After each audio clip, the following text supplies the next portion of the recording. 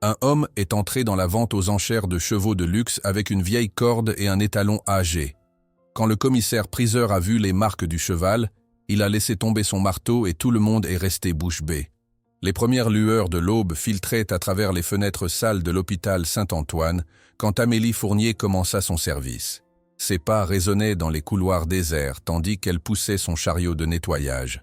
À 23 ans, elle connaissait déjà par cœur les routines invisibles qui maintenaient l'établissement en ordre. Toujours présente avant que le personnel médical n'arrive, toujours partie avant que quiconque ne remarque vraiment son travail.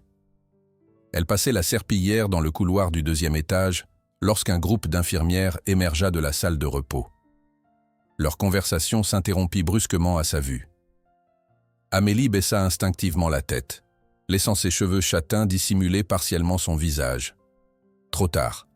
Elle avait déjà capté leur regard furtif vers sa cicatrice, cette ligne irrégulière qui descendait de sa tempe droite jusqu'à son menton, mémoire indélébile d'une enfance fracturée. « Bonjour, Amélie », lança poliment l'une d'elles, tandis que les autres reprenaient leur conversation, évitant soigneusement son regard. « Bonjour, Madame Leroux », répondit-elle doucement, s'écartant pour les laisser passer. Ces interactions brèves constituaient l'essentiel de ses relations humaines.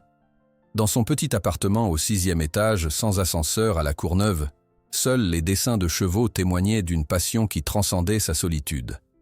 Des centaines d'esquisses tapissaient les murs, souvenirs précieux des étés en Normandie, quand une assistante sociale au cœur tendre l'envoyait dans un programme d'équithérapie pour enfants difficiles. Ce soir-là, après avoir terminé son service à l'hôpital, Amélie se rendit aux écuries urbaines de la Villette. Ce modeste centre équestre en périphérie parisienne accueillait des enfants défavorisés, leur offrant un contact réparateur avec les animaux. Pour Amélie, c'était un sanctuaire. « Te voilà enfin », l'accueillit François, le vieux palefrenier aux mains noueuses. Tornado n'a pas touché à son avoine depuis ce matin. Amélie accrocha sa veste élimée et suivit François jusqu'au box où un imposant hongre-bai observait les humains avec méfiance. L'animal avait été récupéré après des années de maltraitance dans un cirque itinérant. « Les vétérinaires sont venus. Ils parlent d'euthanasie si son état ne s'améliore pas, » murmura François, secouant tristement la tête. Sans un mot, Amélie entra dans le box. Elle s'assit simplement sur la paille fraîche, à distance respectueuse de l'animal. Elle ne le regardait pas directement, ne tentait pas de l'approcher. Elle sortit un livre usé de sa poche et commença à lire à voix basse, un recueil de Victor Hugo. Sa voix douce et régulière emplissait l'espace confiné. François observait depuis l'allée. Il avait cessé de questionner ses méthodes depuis longtemps.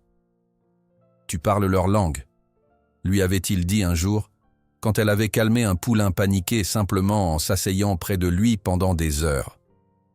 Après 40 minutes, Tornado s'approcha d'Amélie, renifla ses cheveux puis posa délicatement ses naseaux contre son épaule. Elle continua sa lecture, comme si ce contact était la chose la plus naturelle du monde. Plus tard, l'animal accepta quelques bouchées d'avoine de sa main. « C'est un don », affirma François quand elle sortit enfin du box. « Un don que je n'ai vu qu'une poignée de fois en 50 ans de métier. » La pluie tombait drue ce soir-là, transformant les rues parisiennes en miroirs liquides. Dans le petit bureau encombré au fond des écuries, François déploya un journal local sur la table bancale. « Regarde ça », dit-il, indiquant un article. « Ça vient de Deauville. » Amélie se pencha sur la page. Le titre annonçait sobrement « Étoile noire, champion condamné après l'attaque de soigneurs ». La photographie montrait un magnifique pur-sang arabe à la robe d'ébène, les yeux exorbités de terreur, maintenu par 3 hommes robustes. Quelque chose dans le regard de l'animal la transperça. « Ils vont l'abattre », murmura François. Claude Beaumont n'admet pas les échecs, même avec les chevaux. Beaumont, le nom évoquait des souvenirs lointains. Le propriétaire du Haras de Lumière, un aristocrate à l'ancienne, implacable en affaires, encore plus sur la piste. Ce cheval lui a coûté une fortune en Espagne. Amélie ne pouvait détacher ses yeux de la photographie. Dans le regard affolé d'étoiles, elle reconnaissait une terreur familière, celle d'un être qui a perdu toute confiance en l'humanité. Cette nuit-là, elle ne dormit pas. Les premières lueurs de l'aube la trouvèrent à la gare Saint-Lazare, un sac à dos usé contenant ses maigres économies et quelques vêtements. Le train pour Deauville partait à 6h17. Elle n'avait prévenu personne, pas même François. Quelque chose dans ce regard équin l'appelait, une connexion inexplicable, mais irrésistible. La Normandie dévoilait ses collines verdoyantes à travers la vitre embuée du train. Amélie observait le paysage se transformer, des banlieues grises aux prairies ondulantes bordées de pommiers.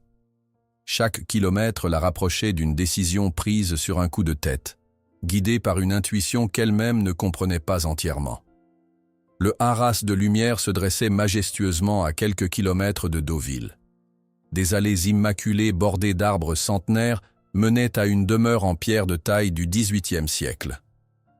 De vastes paddocks s'étendaient à perte de vue, abritant des chevaux d'exception dont la valeur dépassait l'entendement d'Amélie. À l'entrée principale, un gardien en uniforme la toisa avec suspicion. « Je cherche du travail », articula-t-elle, consciente de son apparence. Jean usé, chemise élimée, et cette cicatrice qui attirait immanquablement les regards. « Avec les chevaux. Le bureau de recrutement est fermé, » répondit-il sèchement. « Revenez lundi, s'il vous plaît, » insista-t-elle. « Je viens de Paris. J'ai lu pour Étoile Noire. » Le nom du cheval sembla faire mouche. Après un appel radio, le gardien la dirigea vers les écuries principales. Pierre Devreau, le directeur des écuries, était un homme taillé dans le granit normand, visage buriné, mains calleuses, regard évaluateur. Il écouta sa demande avec un sourire condescendant qui s'élargissait à chaque mot. « Vous n'avez aucune formation équestre officielle, mademoiselle ?»« Fournier, Amélie Fournier. J'ai travaillé avec des chevaux traumatisés à Paris. »« Vraiment ? Dans quel centre ?»« Un petit programme à la Villette. Nous ?» Il l'interrompit d'un geste. « Nous ne recrutons pas de personnel sans expérience formelle, mademoiselle, surtout pour nettoyer les box. » Amélie serra les poings dans les poches de sa veste. « Je ne viens pas pour n'importe quel cheval. Je viens pour Étoile. » Le sourire de Devreau s'effaça. « Ce démon a envoyé 3 hommes à l'hôpital. Il part à l'abattoir demain matin. Laissez-moi le voir, » demanda-t-elle. Juste une fois. Peut-être était-ce la curiosité morbide. Peut-être la détermination inhabituelle dans les yeux de cette jeune femme au visage marqué. Devreau accepta finalement de la conduire vers un bâtiment isolé à l'extrémité de la propriété. « Restez loin des barreaux », avertit-il en ouvrant la porte qui menait à un couloir sombre. Il a tenté d'arracher le bras de M. Beaumont lui-même. Dans l'allée centrale, les autres chevaux hennissaient doucement à leur passage. Mais dans le dernier box, un silence absolu régnait. Étoile se tenait immobile au fond, statue d'ébène dont seuls les yeux trahissaient la vie. 2 orbes sombres brillant d'une méfiance absolue. Ses oreilles étaient plaquées en arrière, posture défensive qu'Amélie connaissait trop bien. « Laissez-moi seule avec lui », demanda-t-elle. « Impossible. C'est beaucoup trop dangereux. S'il vous plaît. Il va mourir de toute façon, non? Qu'avez-vous à perdre ?»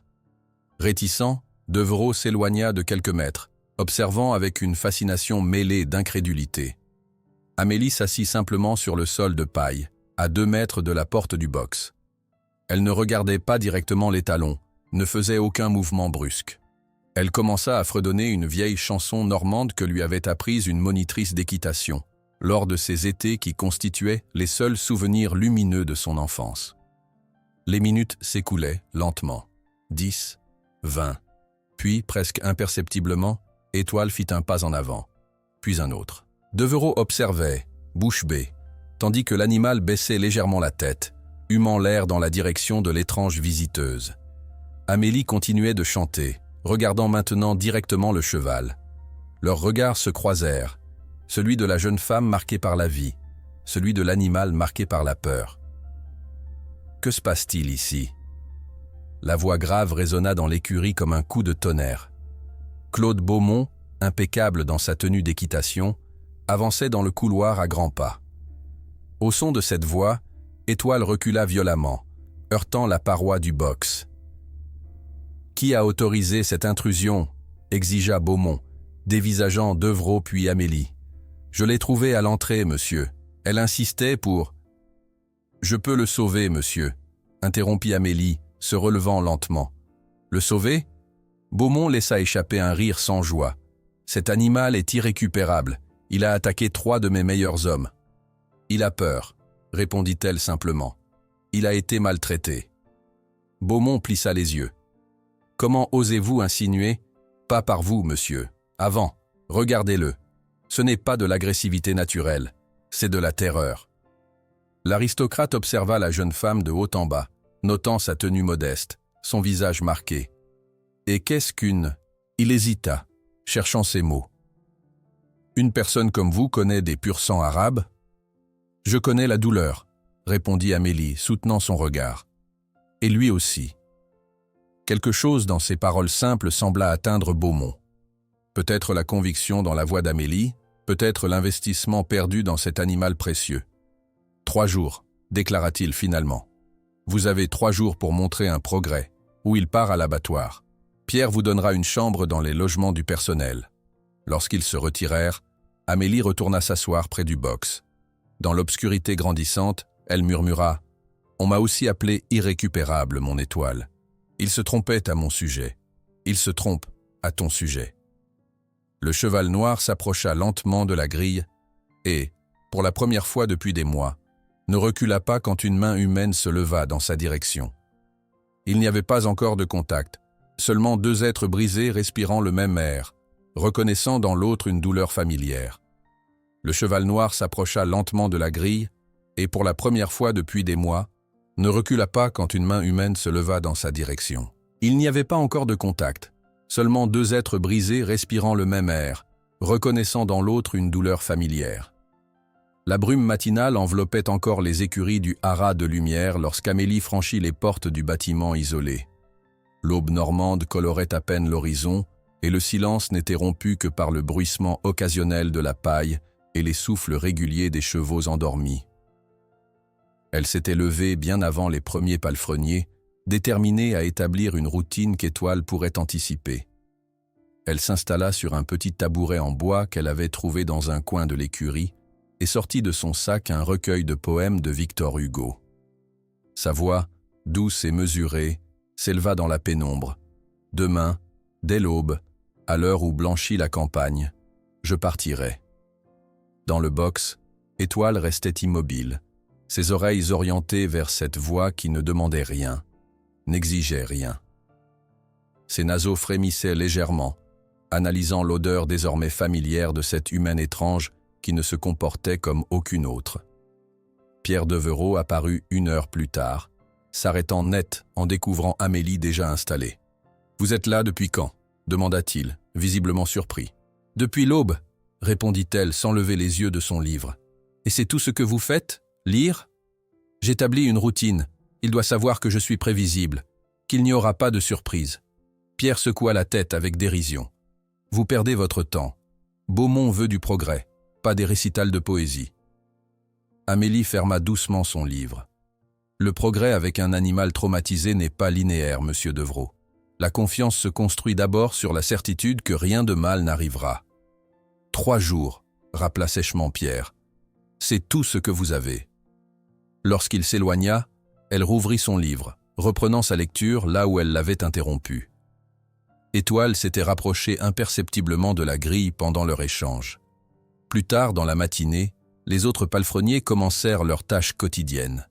Ils passaient devant le box d'Étoile avec des regards incrédules, certains ralentissant pour observer cette scène incongrue. Une jeune femme lisant tranquillement à un cheval réputé dangereux. « La fille à la cicatrice croit faire mieux que nous avec ses petits livres », railla Marcel, un soigneur trapu aux mains calleuses. Ses collègues ricanèrent, mais gardèrent leur distance. La réputation d'Étoile suffisait à tenir les plus courageux à l'écart. À midi, Amélie sortit une pomme de son sac. Avec des gestes délibérément lents, elle la coupa en quartier sur le tabouret. Elle plaça un morceau à quelques centimètres d'elle, puis un autre légèrement plus loin, créant un chemin qui s'approchait progressivement du box. « C'est à toi de décider, » murmura-t-elle. « Je ne te forcerai jamais. » Étoile observait ses mouvements, ses yeux sombres suivant chaque geste avec une attention soutenue.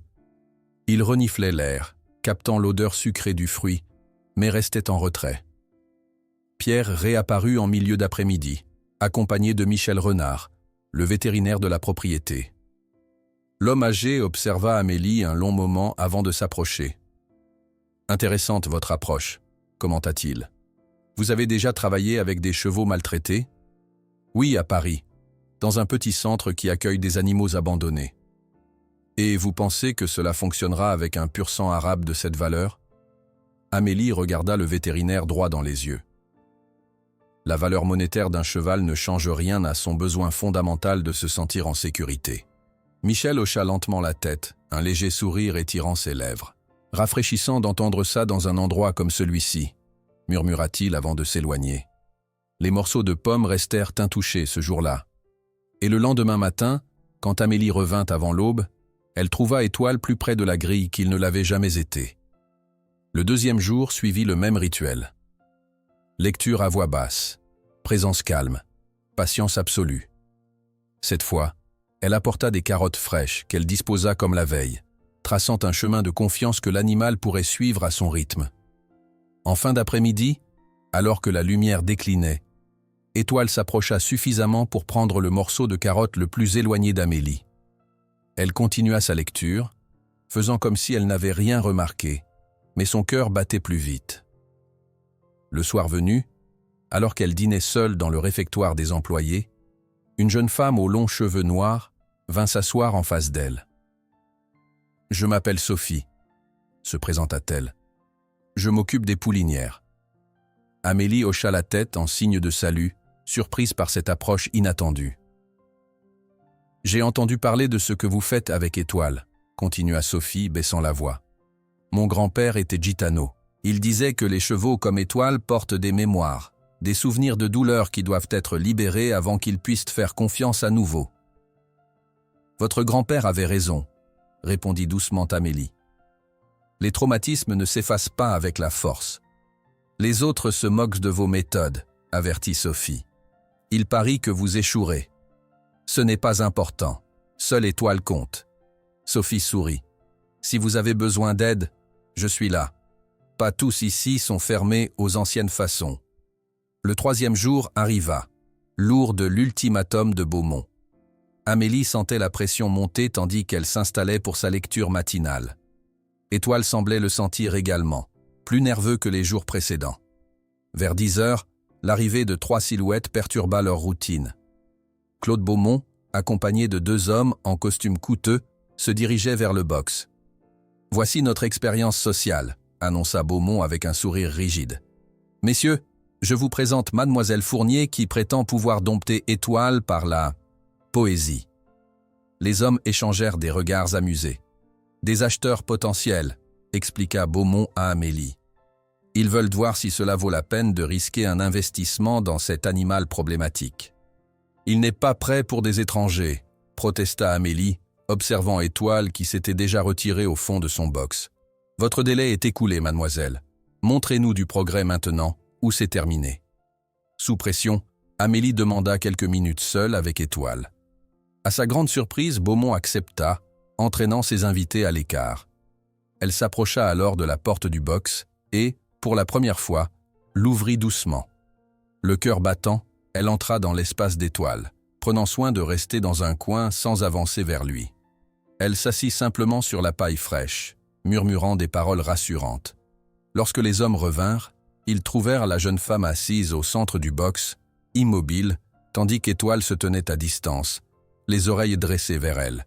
« C'est ridicule, » lâcha Beaumont. « Vous promettiez un cheval dompté, pas une séance de méditation. »« Je n'ai jamais promis un cheval dompté, » corrigea calmement Amélie. « J'ai promis de montrer du progrès. » Tout en parlant, elle tendit lentement la main ouverte avec un morceau de pomme.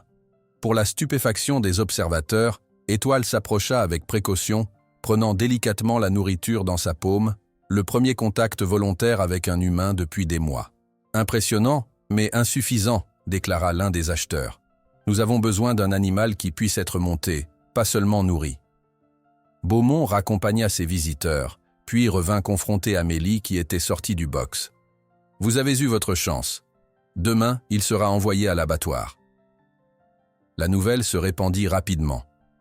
Pendant le dîner au réfectoire, Amélie resta isolée jusqu'à ce que Sophie vienne la rejoindre. « N'abandonne pas, » chuchota-t-elle. « Mon grand-père disait aussi que la nuit porte conseil aux chevaux. parfois un lien secret dans les moments les plus sombres. Cette nuit-là, bravant les règles, Amélie se faufila jusqu'aux écuries avec une couverture. Si c'était les dernières heures d'Étoile, elle ne le laisserait pas seul. Assise contre le mur extérieur du box, elle commença à fredonner doucement, berceuse pour un animal condamné. Vers minuit, une violente tempête d'été s'abattit sur Deauville. La pluie martelait le toit des écuries et les éclairs illuminaient sporadiquement l'intérieur. Les chevaux s'agitaient, leurs hennissements de peur résonnant dans le bâtiment. Seule Étoile restait étrangement calme, observant Amélie à travers les barreaux. Un coup de tonnerre particulièrement puissant ébranla l'édifice. Les lumières vacillèrent, puis s'éteignirent. Dans l'obscurité complète, Amélie entendit un craquement sinistre. Une partie du toit venait de céder sous la violence de la tempête. Des étincelles tombèrent dangereusement près des box, embrasant quelques brins de paille. La panique gagna rapidement les animaux. Sans réfléchir, Amélie ouvrit la porte du box d'Étoile pour le conduire vers la sortie. À sa grande surprise, le cheval ne s'enfuit pas, ne l'attaqua pas. Au lieu de cela, il resta immobile, comme attendant ses instructions. « Viens », murmura-t-elle, « nous devons sortir d'ici. » Guidé uniquement par la lueur des éclairs, le duo improbable commença à ouvrir les autres box, dirigeant les chevaux affolés vers les portes de l'écurie. Étoile suivait Amélie comme une ombre protectrice, sa présence massive rassurant étrangement les autres animaux. La pluie battante les accueillit à l'extérieur, mais le danger immédiat était écarté. Amélie conduisit le troupeau vers un grand chêne dont la canopée offrait un abri relatif. Trempée jusqu'aux os, épuisée par l'effort et les émotions, elle s'effondra contre le tronc massif. À sa stupéfaction, Étoile s'approcha et s'allongea près d'elle, offrant la chaleur de son corps contre le froid de la nuit orageuse. Sa main se posa instinctivement sur la crinière mouillée du cheval, et pour la première fois, il accepta ce contact prolongé sans tressaillir. L'aube les trouva ainsi, la jeune femme endormie contre le flanc du puissant étalon noir, entourée par les autres chevaux regroupés sous l'arbre protecteur. Claude Beaumont fut le premier à les découvrir, accompagné de Pierre et de plusieurs palefreniers venus évaluer les dégâts après la tempête. La scène les figea sur place. « Incroyable !» murmura Michel Renard en s'approchant prudemment. Cet animal attaquait quiconque tentait de le toucher. Amélie s'éveilla au son des voix, clignant des yeux dans la lumière dorée du matin. Étoile était toujours là, son corps puissant servant de rempart entre elle et les nouveaux arrivants.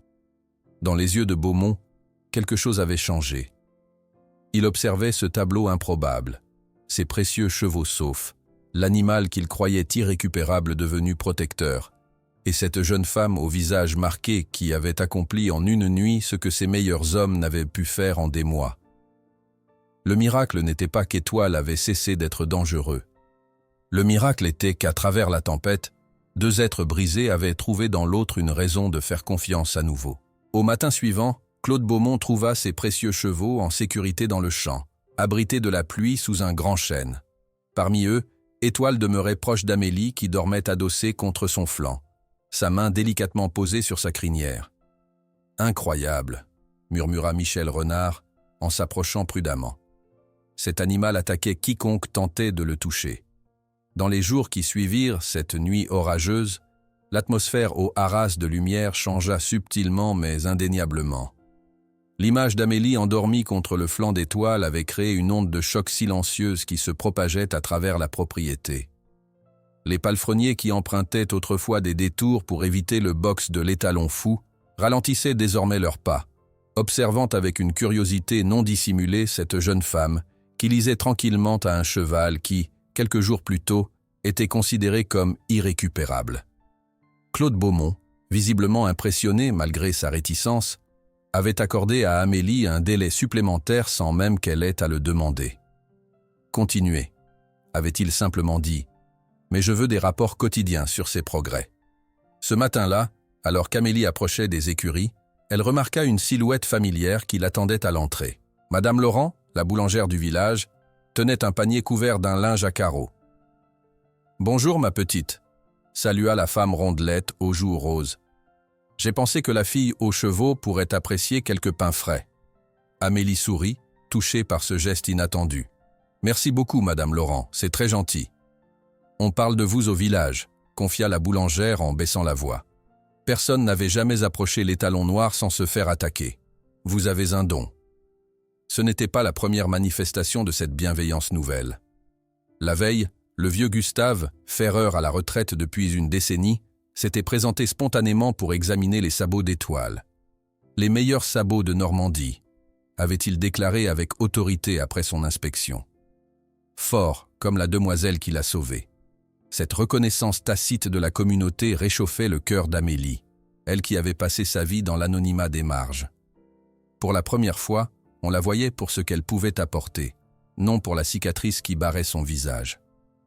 Cet après-midi-là, Amélie décida qu'Étoile était prêt pour un bain complet. La confiance entre eux s'était suffisamment développée pour tenter cette étape importante. Elle prépara méticuleusement le matériel, éponge douce, savon spécial pour chevaux, seau d'eau tiède, sous le regard attentif de Michel Renard. « Procédez doucement », conseilla le vétérinaire. « Les chevaux traumatisés peuvent avoir des réactions imprévisibles au contact de l'eau. » Amélie acquiesça, consciente du défi. Dans le paddock fermé réservé aux soins, Étoile se tenait calmement, attachée par un licol lâche à un anneau bas. Elle commença par lui parler doucement, expliquant chacun de ses gestes avant de les exécuter. « Je vais mouiller cette éponge, mon beau. Tu vas sentir l'eau sur ton épaule, tout doucement. » Le premier contact de l'éponge humide fit tressaillir les talons, mais il ne chercha pas à fuir. Amélie continua patiemment, lavant son encolure musculeuse en mouvements circulaires apaisants. « Tu vois, rien de mal ne t'arrive, juste de l'eau propre pour ton beau pelage. » Sa voix, maintenue dans un registre bas et mélodieux, semblait avoir un effet hypnotique sur l'animal. Peu à peu, Étoile se détendit sous ses soins attentifs, baissant légèrement la tête en signe d'acceptation. C'est alors qu'elle le remarqua. Alors que sa main glissait le long du dos puissant, sous la crinière abondante, ses doigts rencontrèrent des irrégularités dans le pelage luisant. Intriguée, elle écarta délicatement les crins noirs pour examiner de plus près. Son souffle se coupa net. Des cicatrices. Des dizaines de marques blanchâtres striaient la peau d'Étoile, partiellement dissimulée par sa crinière. Des traces de fouet, profondes et méthodiques, infligées avec une brutalité calculée. « Michel », appela-t-elle doucement, la gorge nouée. « Pouvez-vous venir voir cela ?» Le vétérinaire s'approcha et examina les marques avec une expression grave. « C'est de la cruauté délibérée », confirma-t-il à voix basse. « Ces cicatrices sont anciennes, mais profondes. Quelqu'un a été brutal avec cet animal, répétitivement. » Étoile avait senti le changement dans leur attitude. Son corps s'était imperceptiblement raidi, comme si l'examen de ses blessures passées ravivait le souvenir de la douleur. « Qui pourrait faire ça ?» murmura Amélie, les doigts tremblants encore posés sur les cicatrices. « Étoile est arrivée d'Espagne il y a 8 mois, expliqua Michel. C'était un champion jusqu'à ce qu'il commence à rejeter les cavaliers. Maintenant je comprends pourquoi. » Amélie reprit le bain, mais avec une tendresse redoublée. Chaque geste était empreint d'une compassion nouvelle, née de cette découverte bouleversante. Étoile, comme s'il percevait cette compréhension profonde de sa souffrance, se détendit progressivement sous ses mains attentives. « Tu n'es pas un monstre », chuchota-t-elle à son oreille. « Tu as juste été brisé par des monstres. » Ce soir-là, incapable de trouver le sommeil, Amélie se rendit à la petite bibliothèque de la propriété. La pièce boisée, remplie d'ouvrages sur l'équitation et l'élevage, constituait une archive précieuse de l'histoire équestre française. Elle commença à rechercher tout ce qui concernait le passé d'Étoile. Dans un registre récent, elle trouva sa fiche d'acquisition, son bras de Luna, son nom d'origine, acheté à un éleveur espagnol nommé Rafael Mendoza pour une somme astronomique. Plus elle creusait, plus un tableau troublant se dessinait. Mendoza était connu dans certains cercles pour ses méthodes controversées de dressage accéléré, un euphémisme pour des techniques brutales visant à briser la volonté des chevaux difficiles. « Vous trouvez ce que vous cherchez ?» La voix de Claude Beaumont la fit sursauter. L'homme se tenait dans l'encadrement de la porte, son expression indéchiffrable dans la pénombre. « Je cherche à comprendre », répondit Amélie, désignant les documents étalés devant elle. Beaumont s'approcha lentement, examinant les papiers qu'elle avait rassemblés. Vous avez découvert ces cicatrices, constata-t-il. Ce n'était pas une question. Oui, des marques de fouet, dissimulées sous sa crinière. Le propriétaire soupira profondément, s'asseyant dans un fauteuil en cuir face à elle. Dans la lueur tamisée de la lampe de bureau, il semblait différent, moins arrogant, plus pensif. « J'ai été trompé lors de son achat », admit-il finalement. Mendoza l'a présenté comme un champion docile, avec juste un peu de caractère. Je n'ai découvert la vérité qu'après l'avoir ramené ici. Vous n'avez jamais vu les cicatrices? Pas avant qu'il ne commence à attaquer quiconque tentait de le monter. Michel les a remarquées lors de sa première crise, mais j'ai refusé d'y voir une explication. J'ai préféré croire qu'il était simplement défectueux. Le mot flotta entre eux, chargé de toutes les implications sur la valeur d'un être vivant réduit à sa fonction. Il n'est pas défectueux, dit doucement Amélie. Il est blessé. Et les blessures peuvent guérir. Vous comprenez pourquoi il ne fait pas confiance, n'est-ce pas? Demanda Beaumont, son regard soudain perçant. On lui a enseigné que les humains signifient douleur. On m'a enseigné la même chose, répondit-elle simplement, sa main effleurant inconsciemment la cicatrice sur son visage. Quelque chose dans cette confidence partagée sembla toucher Beaumont. Il se leva, s'apprêtant à partir, puis s'arrêta. « Vous vous trompez sur un point, » dit-il. « Je n'ai pas été simplement trompé sur ses méthodes d'entraînement. J'ai été complice par mon silence, par mon refus de voir l'évidence. Parce que tant qu'il gagnait, sa voix s'éteignit. Il n'a pas besoin d'être dompté, affirma Amélie avec conviction. Il a besoin d'être guéri. Et vous pouvez faire cela? Nous le faisons, ensemble. Les jours suivants virent Amélie et Étoile progresser dans une danse délicate de confiance mutuelle. Elle commença à le toucher sur ses zones sensibles, d'abord brièvement, puis plus longuement. Sophie, forte des traditions de son héritage gitan, partagea des techniques ancestrales pour apaiser les chevaux traumatisés, des massages spécifiques, des points de pression qui relâchèrent les tensions accumulées dans le corps puissant de l'étalon. Un matin, Amélie trouva une selle ancienne et magnifique suspendue à l'extérieur du box d'Étoile. L'objet, d'un cuir patiné par les années, portait des ornements délicats, typiques de l'artisanat normand du siècle précédent. « Elle appartenait à mon père », expliqua Beaumont lorsqu'il apparut plus tard. « Pour quand vous serez prêt ?» Ce geste, plus que tout discours, illustrait la transformation qui s'opérait non seulement chez Étoile, mais aussi chez ceux qui l'entouraient. 2 semaines après la nuit de tempête, Amélie sentit qu'Étoile était prêt pour l'étape suivante. Chaque jour, elle avait posé la selle sur son dos un peu plus longtemps, l'habituant progressivement à son poids et sa sensation. L'animal n'avait montré aucun signe de détresse, acceptant cet objet autrefois associé à la douleur avec une confiance nouvelle. Ce matin-là, lorsqu'elle approcha avec la selle, quelque chose d'extraordinaire se produisit. Étoile, sentant peut-être son intention, s'abaissa légèrement, comme pour faciliter son geste. Une invitation silencieuse. Le cœur battant, Amélie plaça délicatement la selle, ajusta la sangle sans précipitation, murmurant des encouragements continuels. Puis, avec une lenteur délibérée, elle posa un pied dans l'étrier. « Je vais monter maintenant, mon beau. Tout doux, tout va bien. » Étoile resta parfaitement immobile lorsqu'elle hissa son corps sur son dos. Pas de ruade, pas de tressaillement.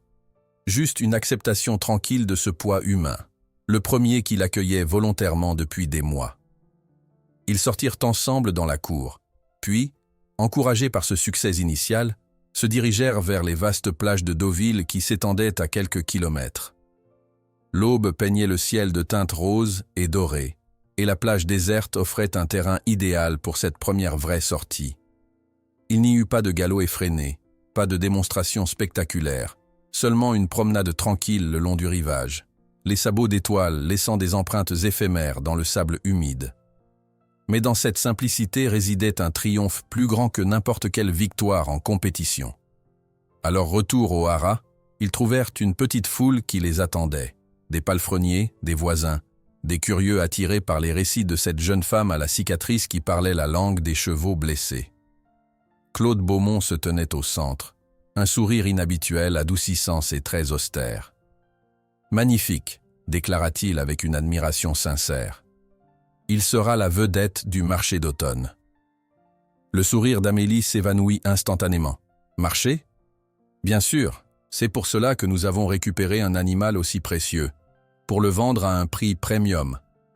Les mots tombèrent comme de la grêle sur un champ florissant.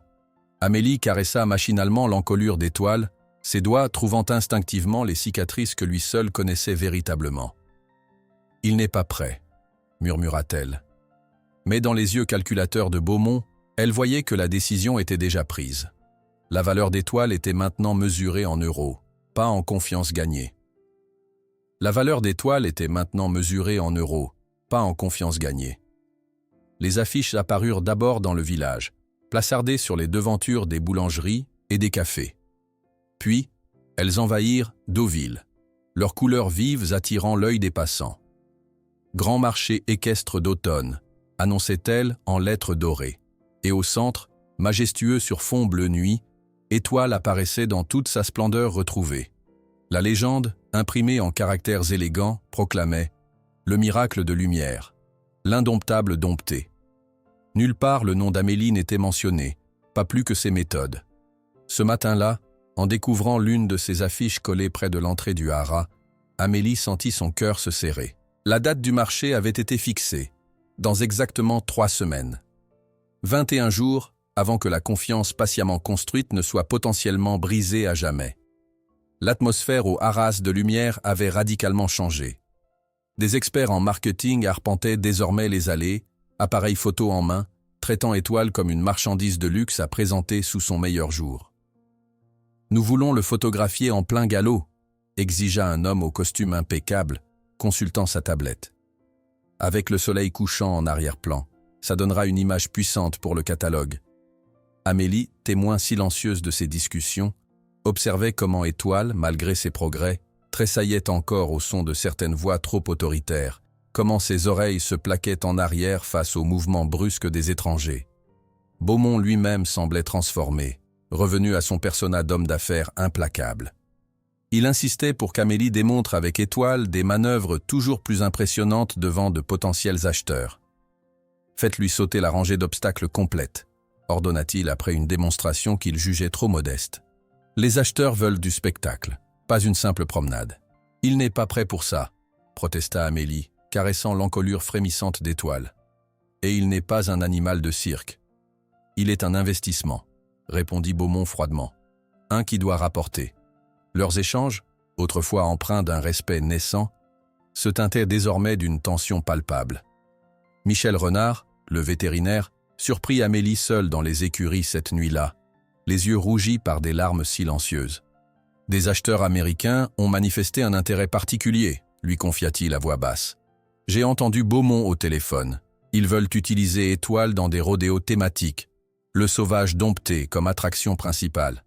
Ce serait de la cruauté pure, » murmura Amélie, horrifiée. « Tout ce que nous avons construit serait détruit dès le premier spectacle. Les lumières, la foule hurlante, le bruit. Il reviendrait instantanément à son état de panique. » Michel soupira profondément. Beaumont est puissant dans la région. Personne ne le contredit. Amélie releva la tête, une détermination nouvelle brillant dans ses yeux. Quelqu'un le doit. Sa résistance commença subtilement. Le lendemain, lorsqu'un groupe d'acheteurs potentiels arriva pour une démonstration privée, Étoile sembla inexplicablement nerveux, refusant de coopérer malgré les demandes insistantes. « Je suis désolé », s'excusa Amélie avec une conviction apparente. Il a peut-être senti l'orage qui approche. Les chevaux sont très sensibles aux changements atmosphériques. Ce qu'elle ne révéla pas, c'était le signal discret qu'elle avait enseigné à Étoile. Un léger effleurement à la base de l'oreille, qui signifiait résistance passive. Dans les jours qui suivirent, elle multiplia ces signaux secrets, créant un langage que seuls eux deux comprenaient. Beaumont, loin d'être dupe, observait cette rébellion silencieuse avec une irritation croissante. Une semaine avant la date fatidique, il convoqua Amélie dans son bureau. « À partir d'aujourd'hui, » annonça-t-il sans préambule, « vous ne travaillerez avec Étoile que sous la supervision directe de Pierre. Vos moments seuls avec lui sont terminés. »« Vous ne pouvez pas faire ça, » protesta-t-elle. « Notre lien repose sur la confiance. Des tierces personnes interféreront avec « C'est fait », l'interrompit-il sèchement. Pierre a mes instructions. Si vous refusez ces conditions, vous quitterez la propriété immédiatement. La nouvelle de cette restriction se répandit rapidement au-delà des murs du haras. Au petit café du village où Amélie venait parfois boire un chocolat chaud, Madame Laurent l'aborda avec une indignation mal contenue. « Ce n'est pas juste ce qu'ils vous font, à vous et au cheval », déclara-t-elle en essuyant vigoureusement le comptoir. « Tout le monde ici a vu la transformation.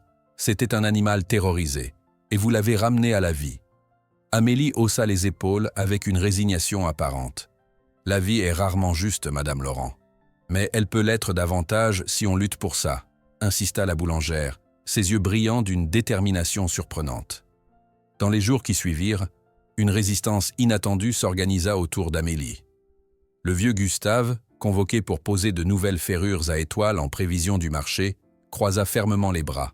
« Je ne touche pas à ce cheval sans la présence de la demoiselle », déclara-t-il catégoriquement. « Ces sabots-là ont une relation particulière avec elle. Je respecte ça. » Les palefreniers, qui avaient développé un respect silencieux pour les méthodes d'Amélie, oubliaient parfois de verrouiller certaines portes, lui permettant de visiter Étoile pendant la nuit. Sophie, la jeune gitane, s'avéra une alliée précieuse, distrayant les gardes à des moments stratégiques ou transmettant des messages. « Mon peuple a toujours su que les chevaux ne sont pas des machines », lui confia-t-elle un soir, tandis qu'elle partageait un repas frugal. « Ils portent l'esprit du vent. Les forcer, c'est briser quelque chose de sacré. » La situation atteignit son paroxysme lorsque Beaumont, frustré par ce qu'il percevait comme des sabotages délibérés, engagea Jean Moreau, un dresseur connu pour ses résultats rapides, obtenus par des méthodes controversées. « Monsieur Moreau a formé des champions olympiques », annonça Beaumont lors d'une réunion avec le personnel. « Il supervisera les derniers préparatifs d'Étoile pour le marché. » Amélie observa l'homme avec appréhension. Grand, sec, le visage taillé à coups de serpe, Moreau arborait un sourire qui n'atteignait jamais ses yeux.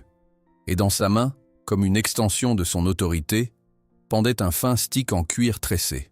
« Je ne travaille qu'avec des méthodes éprouvées », déclara-t-il en examinant Étoile à travers les barreaux. « Ce cheval a besoin d'une communication claire et directe, pas de ces thérapies New Age. » La première session avec Moreau eut lieu le lendemain matin. Amélie, tenue à l'écart par ordre explicite, rôdait néanmoins près des écuries, le cœur battant. Lorsqu'elle entendit le premier hennissement de détresse, suivi d'un fracas métallique, elle sut que ses pires craintes se réalisaient. Elle se précipita vers le manège couvert, ignorant les cris de Pierre qui tentaient de l'arrêter. La scène qui l'accueillit glaça son sang. Étoile, les yeux exorbités de terreur, se cabrait violemment, tandis que Moreau, brandissant son stick, hurlait des ordres. À la vue du fouet, l'animal semblait revivre tous ses traumatismes passés, son corps entier tremblant de panique. Moreau, déséquilibré par une ruade particulièrement puissante, s'écrasa contre la barrière. Étoile, libérée de sa présence immédiate, se rua vers un coin du manège, malmenant au passage 2 assistants qui tentèrent de l'intercepter. Sans hésiter, Amélie franchit la barrière et s'avança dans l'arène. Les hommes lui crièrent de s'écarter, prédisant une attaque imminente de l'animal terrorisé. Mais Amélie ne voyait que la souffrance dans les yeux d'Étoile, cette blessure rouverte par la cruauté humaine. Elle se plaça délibérément entre l'animal et les hommes, faisant face à ces derniers avec une autorité qui les prit au dépourvu. « Sortez », ordonna-t-elle d'une voix qui ne souffrait aucune contradiction. « Sortez immédiatement. » Peut-être était-ce la force tranquille de son injonction, ou peut-être la façon dont Étoile s'était instantanément immobilisée à sa vue, mais les hommes reculèrent lentement vers la sortie. Même Moreau, le visage contusionné par sa chute, semblait momentanément privé de sa superbe. Lorsqu'ils furent enfin seuls, Amélie s'assit simplement au centre du manège, fredonnant doucement la mélodie normande qu'Étoile avait appris à associer à la sécurité. Progressivement, les tremblements de l'animal s'apaisèrent. Il s'approcha d'elle pas à pas, jusqu'à venir poser son museau contre son épaule, cherchant ce contact rassurant qu'elle seule lui offrait. Des heures plus tard, Michel Renard les trouva ainsi, l'immense étalon noir allongé comme un chien protecteur aux côtés de la jeune femme, leur respiration synchronisée dans le calme retrouvé. Beaumont est furieux, avertit le vétérinaire, son visage trahissant son inquiétude. Il dit que vous avez ruiné des mois de préparation. Il n'y a pas eu de préparation, répondit fermement Amélie, sa main caressant doucement l'encolure d'étoile. Il y a eu guérison, et maintenant ils veulent la détruire. Cette confrontation directe ne pouvait rester sans conséquence. Le lendemain matin, Amélie fut convoquée au bureau principal. Elle s'attendait à un renvoi immédiat, mais trouva Beaumont étrangement composé, presque serein dans son fauteuil en cuir. « J'ai reçu une offre des Américains », annonça-t-il sans préambule. « 1,5 million d'euros pour Étoile. Ils ont vu les vidéos des démonstrations précédentes. »« Et vous avez accepté ?» constata Amélie, la gorge serrée. « Pas encore. » Beaumont fit glisser une enveloppe sur le bureau. « Voici votre indemnité. 10 000 euros. Plus que suffisant pour recommencer ailleurs. Le contrat inclut une clause de confidentialité concernant vos méthodes. » Amélie ne toucha même pas l'enveloppe. « Je ne peux pas l'abandonner. »« Ce n'est pas une option, mademoiselle. Étoile sera transportée demain pour Paris et de là vers Houston. » En sortant du bureau, les jambes tremblantes, Amélie croisa Sophie qui l'attendait, le visage grave. « Il a fait venir un van de transport pour demain à l'aube, » murmura-t-elle, avec une équipe spécialisée pour les chevaux difficiles. La nouvelle parcourut le village comme une traînée de poudre. Cette nuit-là, un phénomène extraordinaire se produisit. Alors que l'obscurité enveloppait la campagne normande, des dizaines de silhouettes émergèrent des chemins menant au haras de lumière. Madame Laurent, le vieux Gustave, des familles entières, tous silencieux, tenant des lanternes qui formaient une procession lumineuse dans la nuit. « Que signifie ceci ?» exigea Beaumont en confrontant cette foule inattendue aux portes de sa propriété. Le vieux Georges Martel, maire du village depuis 3 décennies, fit un pas en avant. Sa voix, bien que douce, portait l'autorité de l'âge et du respect. « Nous sommes venus témoigner. » « Témoigner de quoi ? De l'injustice. Cette jeune femme a ramené quelque chose de précieux dans notre communauté. Le souvenir de comment nos ancêtres travaillaient avec les chevaux. Avec respect. Avec patience. » Michel Renard émergea de la foule, tenant des documents qu'il tendit à Beaumont. « J'ai recherché la lignée d'Étoile. Il descend directement de Sakhir, l'étalon arabe offert à Napoléon Bonaparte. Selon la loi française de 1989, les animaux d'importance historique ne peuvent être exportés sans une révision du ministère de la Culture. » Beaumont pâlit visiblement. Cela retarderait la vente de plusieurs mois, années, peut-être, sourit le vétérinaire avec une satisfaction non dissimulée. L'aristocrate observa les visages déterminés qui l'entouraient, des gens simples prêts à défier son pouvoir au nom de ce qu'il considérait comme juste. Pendant un instant, son masque d'arrogance vacilla, révélant une incertitude nouvelle. « Beaumont est furieux », avertit le vétérinaire, lui tendant une lettre officielle. Il a reçu une offre des Américains, 1,5 million d'euros pour Étoile. Et il veut que vous signiez ce document de confidentialité sur vos méthodes et acceptiez 10 000 euros pour disparaître. Ou il trouvera un autre moyen de garantir votre départ. » Beaumont froissa la lettre entre ses doigts, son regard oscillant entre la foule silencieuse aux lanternes et le visage déterminé d'Amélie. Le rapport de force avait changé, subtilement, mais indéniablement. Michel Renard se tenait à côté d'elle, les documents officiels concernant la lignée d'Étoile bien en évidence dans sa main. « Vous ne pouvez pas faire ça », murmura Beaumont, mais le doute transparaissait déjà dans sa voix. « C'est ma propriété, mon cheval. »« C'est aussi notre patrimoine », répondit doucement le maire Martel. « Nos grands-parents ont vu naître les ancêtres de ces chevaux. Ils font partie de l'âme de cette terre. » Amélie observait cette confrontation silencieuse avec un mélange d'espoir et d'appréhension. Jamais elle n'aurait imaginé qu'un tel soutien se manifesterait pour elle, une étrangère aux yeux de cette communauté soudée. Et pour Étoile, un animal que beaucoup craignaient encore quelques semaines plus tôt. « J'ai besoin de réfléchir », concéda finalement Beaumont, se retirant vers le manoir sans un regard en arrière. Cette nuit-là, malgré l'incertitude qui pesait encore sur l'avenir d'Étoile, Amélie ressentit pour la première fois depuis son arrivée au haras un sentiment d'appartenance. Les villageois lui serraient la main, partagèrent des histoires d'anciens dresseurs de la région qui, comme elle, privilégiaient la douceur à la force. Mon grand-père disait toujours qu'un cheval nous donne sa confiance avant son obéissance. lui confia une femme âgée aux mains noueuses par le travail. Vous lui avez rendu cette vérité. À l'aube, Amélie se rendit directement au box d'Étoile, déterminée à rester à ses côtés quoi qu'il arrive. L'animal l'accueillit avec un hennissement doux, presque interrogateur, comme s'il percevait la tension ambiante. « Je ne te quitterai pas », murmura-t-elle en posant son front contre celui du cheval. « Je te le promets. » Elle attendait le bruit des camions de transport, l'arrivée des hommes chargés d'emmener Étoile. Mais les heures passèrent, sans que rien ne se produise. Le soleil montait dans le ciel, inondant les écuries de sa lumière dorée, et toujours aucun signe des préparatifs redoutés. Michel Renard apparut vers 10 heures, son visage habituellement placide illuminé par un sourire discret. « Beaumont a annulé le transport », annonça-t-il sans préambule. « J'ai reçu l'appel il y a 20 minutes. » Amélie sentit ses jambes faiblir sous le soulagement. Définitivement, pour l'instant en tout cas, il dit vouloir réévaluer la situation à la lumière des circonstances. Le vétérinaire s'approcha du box, observant Étoile avec un regard professionnel. Mais ce n'est pas tout. J'ai pris la liberté de contacter un vieil ami au ministère de la Culture. Il est fasciné par nos découvertes sur la lignée d'Étoile. Dans les jours qui suivirent, l'atmosphère au haras de lumière demeura étrangement suspendue. Beaumont restait largement invisible, confiné dans son bureau ou parti pour des réunions à Paris.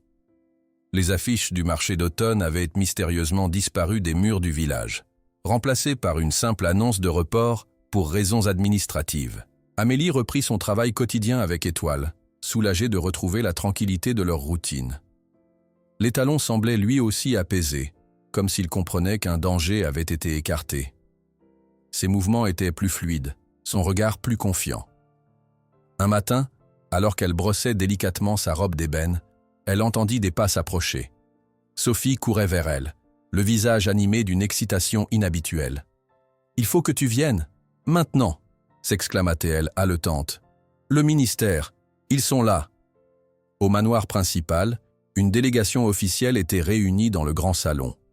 3 hommes en costume sombre écoutaient attentivement Michel Renard, qui présentait des documents anciens étalés sur la table en acajou. Claude Beaumont, étonnamment sobre dans sa tenue, se tenait légèrement en retrait. « Ah, mademoiselle Fournier !» salua l'un des visiteurs en apercevant Amélie. « Je suis Philippe Leclerc, du département du patrimoine équestre. Votre travail avec Étoile Noire nous intéresse grandement. » Intimidée mais déterminée, Amélie s'avança. « Ce n'est pas mon travail, monsieur. C'est notre relation qui a fait la différence. » Leclerc sourit avec approbation. « Précisément, c'est cette approche qui mérite d'être documentée et préservée. » La discussion qui suivit révéla l'ampleur du projet envisagé par le ministère. Il proposait de désigner le haras de Lumière comme site de préservation des techniques équestres traditionnelles françaises, avec un financement gouvernemental substantiel pour développer un programme de formation basé sur les méthodes d'Amélie. « Attendez !» intervint Beaumont, le visage tendu. « Cette propriété appartient à ma famille depuis 5 générations. Je n'ai pas besoin de bureaucrate pour me dire comment la gérer. »« Monsieur Beaumont, » répondit calmement Leclerc, « nous ne cherchons pas à prendre le contrôle de votre exploitation. Nous offrons une opportunité de partenariat qui valoriserait votre héritage tout en préservant un savoir-faire unique. » L'argument sembla toucher une corde sensible chez l'aristocrate. Son regard dériva vers la fenêtre qui donnait sur les paddocks où s'ébattaient les poulinières et leurs rejetons, la continuité d'une lignée qu'il avait juré de protéger. « Et si je refuse ?» demanda-t-il néanmoins. Michel s'éclaircit la gorge. Dans ce cas, le dossier concernant le statut patrimonial d'Étoile suivrait son cours administratif normal, ce qui, comme vous le savez, pourrait prendre un certain temps. La menace voilée était claire. Beaumont avait le choix entre une collaboration valorisante ou des années de blocage administratif pour son activité d'export. Amélie observait ce jeu de pouvoir avec un détachement surprenant. Ce qui l'intéressait vraiment n'était pas les considérations économiques ou politiques, mais l'impact sur Étoile et les autres chevaux. Elle sortit timidement de sa poche le vieux carnet qu'elle avait trouvé dans la bibliothèque quelques jours plus tôt. « J'aimerais vous montrer quelque chose », dit-elle en s'adressant autant à Leclerc qu'à Beaumont. Ce journal appartenait apparemment à un ancien dresseur du haras. Leclerc prit délicatement le carnet usé et l'ouvrit avec précaution. Les pages jaunies révélaient des croquis détaillés de techniques de dressage, accompagnés de notes manuscrites datant du début du XIXe siècle. « C'est extraordinaire », murmura-t-il, parcourant les pages avec une révérence palpable. Ces méthodes correspondent exactement à celles décrites dans les traités classiques, mais avec des variations spécifiques à cette région. Où l'avez-vous trouvé? Dans un vieux coffre, au fond de la bibliothèque, répondit Amélie. Ces techniques ne sont pas les miennes. Je les ai juste redécouvertes intuitivement. Leclerc leva les yeux vers elle, puis vers Beaumont. Monsieur, vous possédez ici un trésor qui dépasse largement la valeur marchande de vos chevaux. C'est une partie de notre identité nationale qui était sur le point de disparaître. Quelque chose changea dans l'expression de Beaumont. Une réalisation lente mais profonde que l'héritage dont il était si fier prenait soudain une dimension nouvelle. Les jours suivants furent consacrés à des négociations intensives entre Beaumont et le ministère. Amélie, largement tenue à l'écart de ces discussions administratives, continuait son travail avec Étoile et commençait à s'intéresser à d'autres chevaux difficiles du haras, appliquant ses méthodes avec des résultats prometteurs.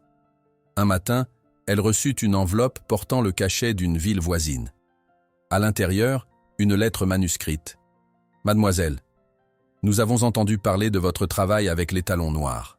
Notre jument, Tempête, a été traumatisée lors d'un incendie l'an dernier et refuse depuis tout contact humain.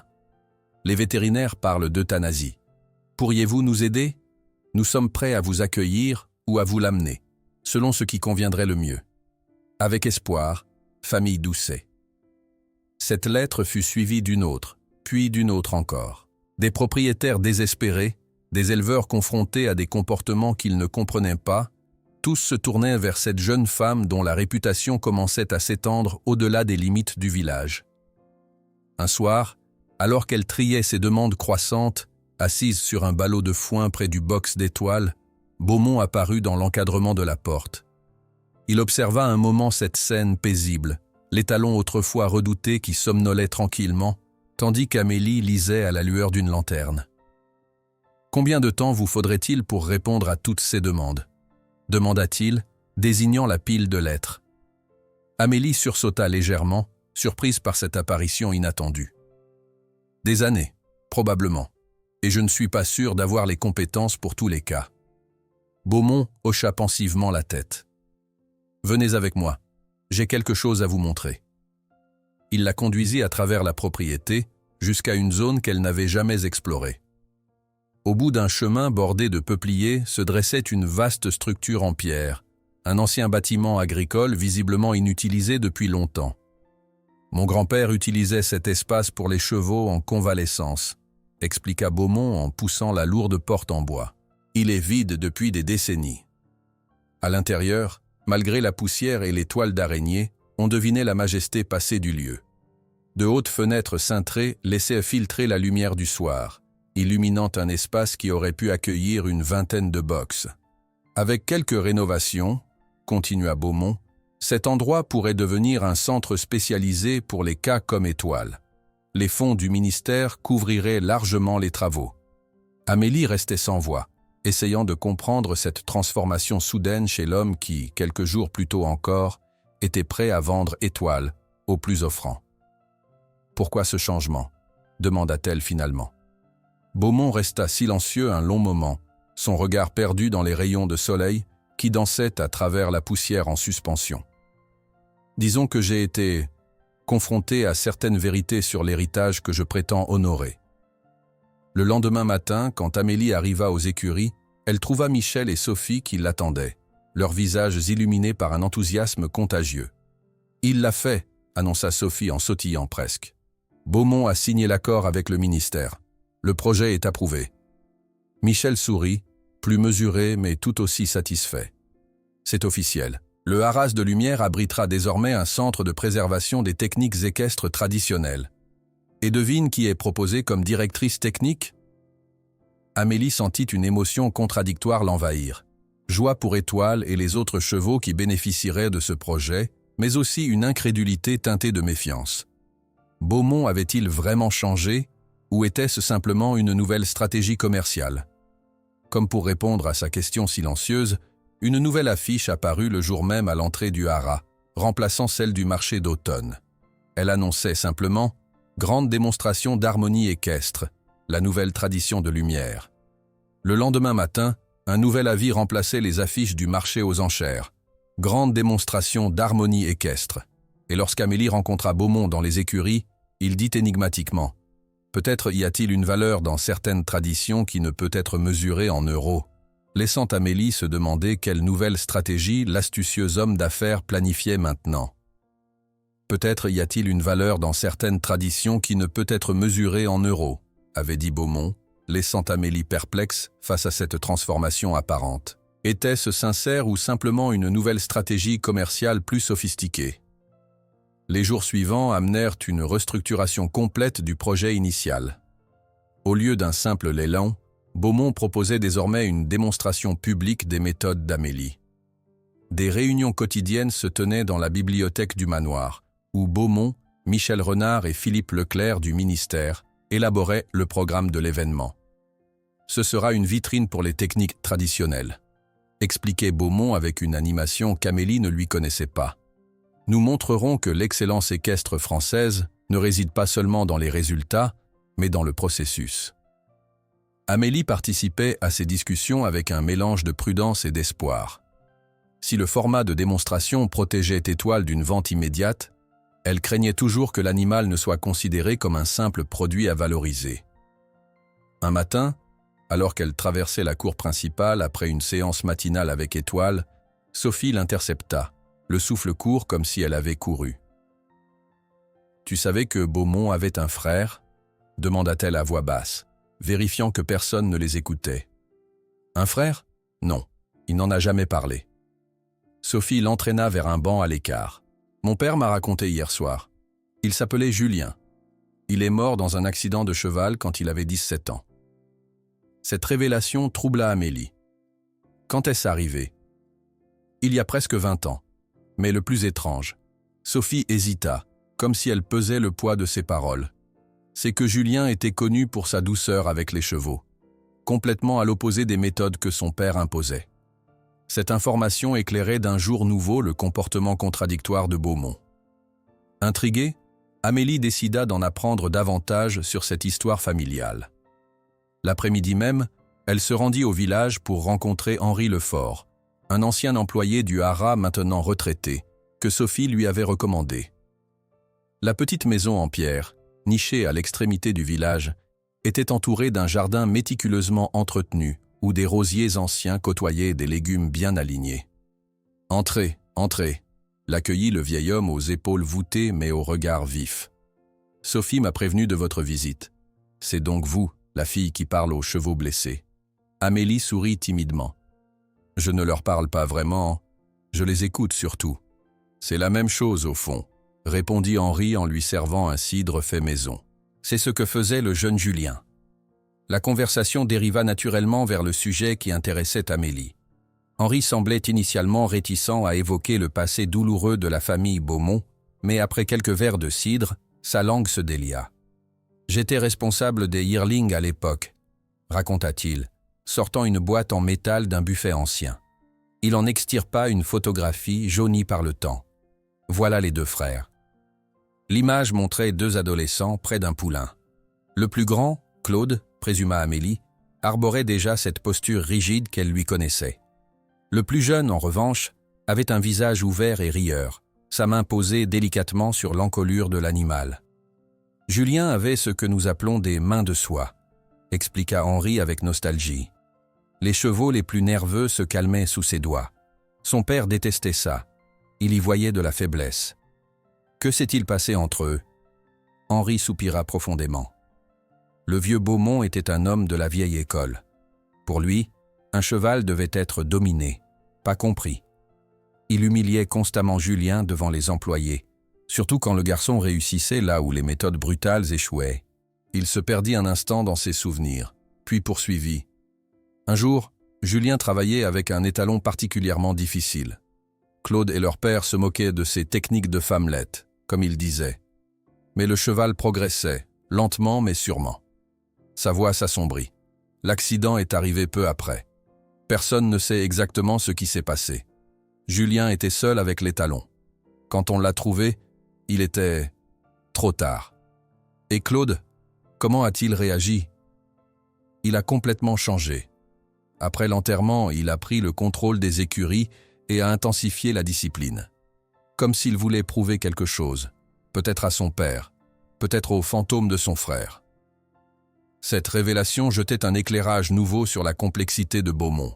Derrière son masque d'arrogance se cachait peut-être un homme divisé entre l'héritage autoritaire de son père et le souvenir douloureux d'un frère dont les méthodes, qu'il avait méprisées, se révélaient finalement plus efficaces. De retour au haras, Amélie observait désormais Beaumont avec un regard différent. Elle remarqua comment il s'attardait parfois près des box, regardant les interactions entre elle et Étoile avec une expression indéchiffrable. Les préparatifs pour la démonstration publique s'intensifiaient. Un problème inattendu surgit lors d'une séance d'entraînement. Étoile, habituellement calme en présence d'Amélie, montrait des signes croissants d'anxiété lorsque des groupes de personnes s'approchaient pour observer. Il associe encore les foules à des situations stressantes, expliqua Amélie à Michel et Sophie, après qu'Étoile eut presque paniqué devant un groupe de visiteurs. La démonstration pourrait réactiver ces traumatismes. Mais l'événement est dans 3 semaines, s'inquiéta Michel. Beaumont a invité des journalistes, des spécialistes. Amélie réfléchit intensément. Nous devons l'habituer progressivement. Sophie, tu connais des techniques de désensibilisation dans ta tradition? La jeune femme hocha la tête. Mon grand-père utilisait ce qu'il appelait l'approche en spirale. On commence loin, très doucement, puis on resserre le cercle jour après jour.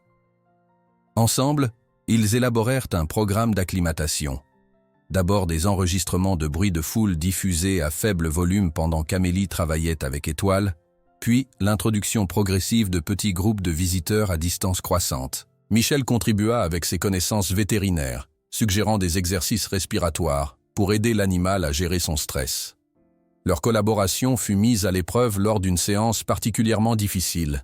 Un visiteur, ignorant les consignes, avait sorti un appareil photo dont le flash avait déclenché une réaction de panique chez Étoile. L'animal s'était cabré, prêt à retomber dans ses comportements défensifs. Amélie, gardant son calme, avait immédiatement appliqué une technique de respiration synchronisée qu'elle avait développée. Plaçant sa main sur les naseaux d'Étoile, elle avait calqué sa propre respiration sur le rythme affolé de l'animal, puis l'avait progressivement ralenti, entraînant celle du cheval avec elle.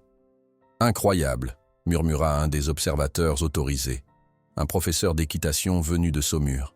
« Je n'ai jamais vu une désescalade aussi rapide d'un comportement de panique. » Ce qu'Amélie ignorait, c'est que Beaumont avait assisté à toute la scène depuis la fenêtre de son bureau. Pendant 2 heures, il était resté là, immobile, observant cette danse subtile entre la jeune femme et l'animal traumatisé. Le soir, Sophie retrouva Amélie près des écuries. « Il t'a regardé tout l'après-midi », lui confia-t-elle. « Je ne l'ai jamais vu aussi absorbé, pas même lors des compétitions les plus prestigieuses. » Ces petites victoires quotidiennes renforcèrent la confiance d'Amélie, mais elle restait consciente de la fragilité d'Étoile. Lors d'une séance tardive, alors qu'ils étaient seuls dans le manège éclairé par quelques lanternes, elle s'assit près de lui dans la sciure et lui parla à cœur ouvert. « Tu sais, parfois ce n'est pas toi qui as peur, mon ami, » murmura-t-elle en caressant son encolure. « C'est quelqu'un en toi qui se souvient encore de la douleur, comme si une partie de toi était restée coincée dans ce moment terrible. » Étoile abaissa sa tête massive jusqu'à effleurer l'épaule d'Amélie, son souffle chaud contre sa joue. « Moi aussi j'ai ces moments, » continua-t-elle, effleurant distraitement sa propre cicatrice. « Des instants où je redeviens cette petite fille terrifiée, même si je sais que je suis en sécurité maintenant. » Cette confession intime semblait renforcer leur connexion. Comme si en reconnaissant sa propre vulnérabilité, Amélie ouvrait un espace où Étoile pouvait exprimer la sienne sans honte. Les jours s'écoulaient, marqués par des progrès constants mais fragiles. Étoile tolérait maintenant de petits groupes à proximité, tant qu'Amélie restait visible et calme. Sa capacité à rester concentrée malgré les distractions s'améliorait quotidiennement.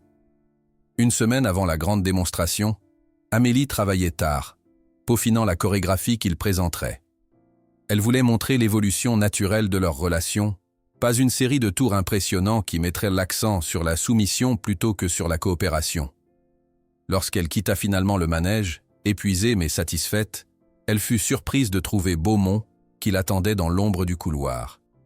Il tenait un objet sous son bras, qu'elle identifia comme un livre ancien à la reliure usée. « Vous avez fait des progrès remarquables », dit-il, son ton dénué de la condescendance habituelle. « Merci », répondit simplement Amélie, incertaine de la direction que prendrait cette conversation inattendue. Beaumont hésita, comme s'il luttait intérieurement contre des habitudes profondément ancrées. « J'ai trouvé ceci parmi les affaires de Julien », dit-il finalement, lui tendant le livre. « Je pense qu'il aurait été satisfait de savoir que ses méthodes n'ont pas disparu avec lui. » Amélie prit délicatement l'ouvrage. C'était un journal de dressage manuscrit, rempli de notes et de croquis détaillés. En l'ouvrant avec précaution, elle découvrit une écriture juvénile mais assurée, décrivant des techniques étonnamment similaires à celles qu'elle avait développées instinctivement. « Votre frère » commença-t-elle, cherchant ses mots.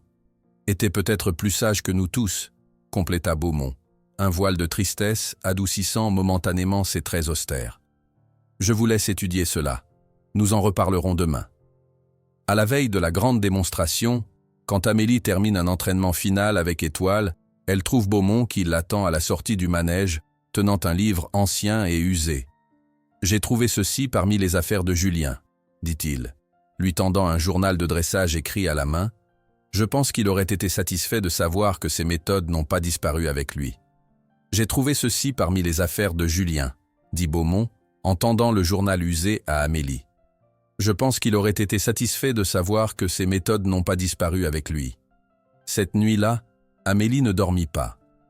Assise en tailleur sur son lit étroit dans le logement du personnel, elle dévorait les pages du journal de Julien à la lueur de sa lampe de chevet. Chaque page révélait une sensibilité extraordinaire, une compréhension profonde du langage équin que le jeune homme avait méticuleusement documenté.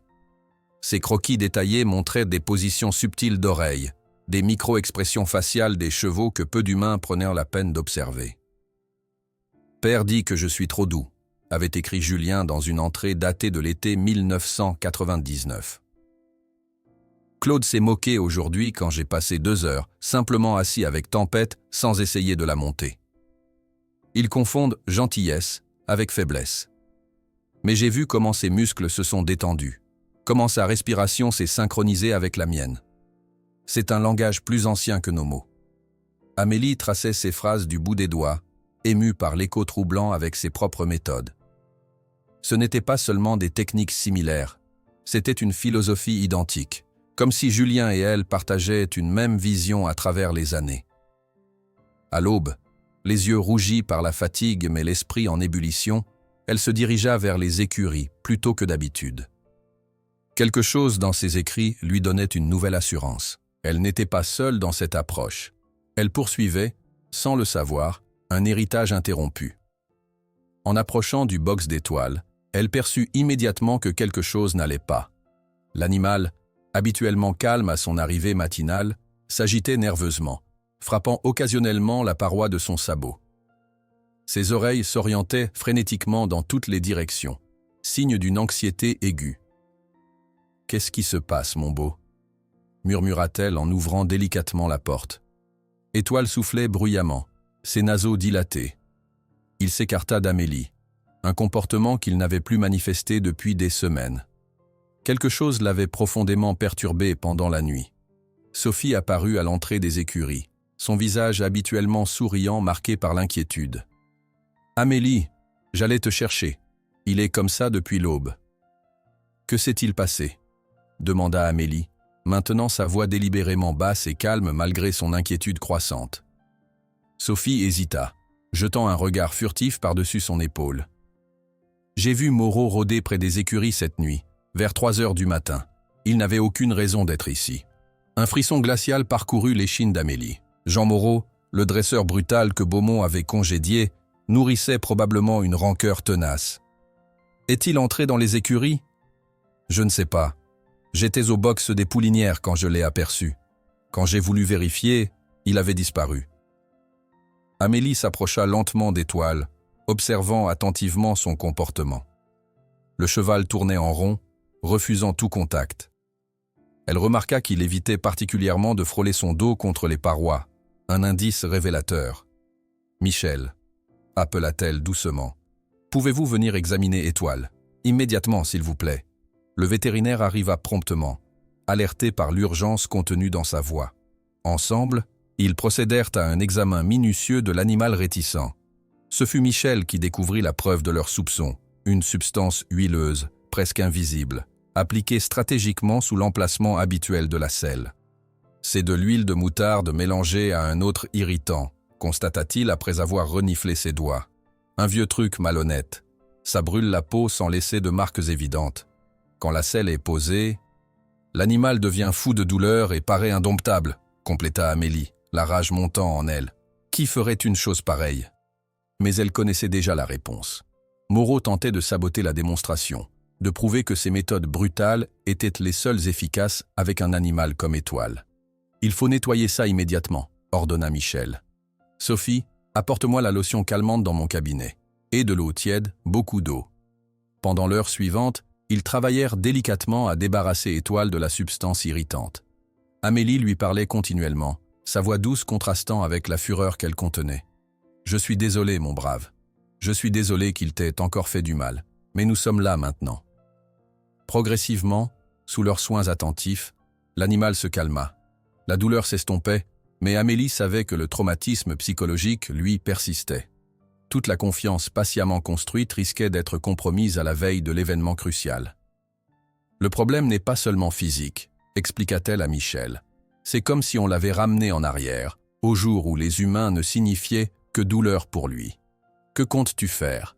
La démonstration est demain. » « Je ne sais pas encore, mais je ne l'exposerai pas s'il n'est pas prêt. » Au milieu de la matinée, Claude Beaumont fit son apparition, venant vérifier les préparatifs de l'événement. Percevant immédiatement l'agitation inhabituelle, il s'approcha du box où Michel administrait toujours des soins à Étoile. « Que se passe-t-il ici ?» demanda-t-il, son regard passant de l'animal nerveux au visage tendu des trois compagnons. Amélie se redressa, ses yeux lançant des éclairs. « Votre spécialiste a tenté de saboter tout ce que nous avons construit.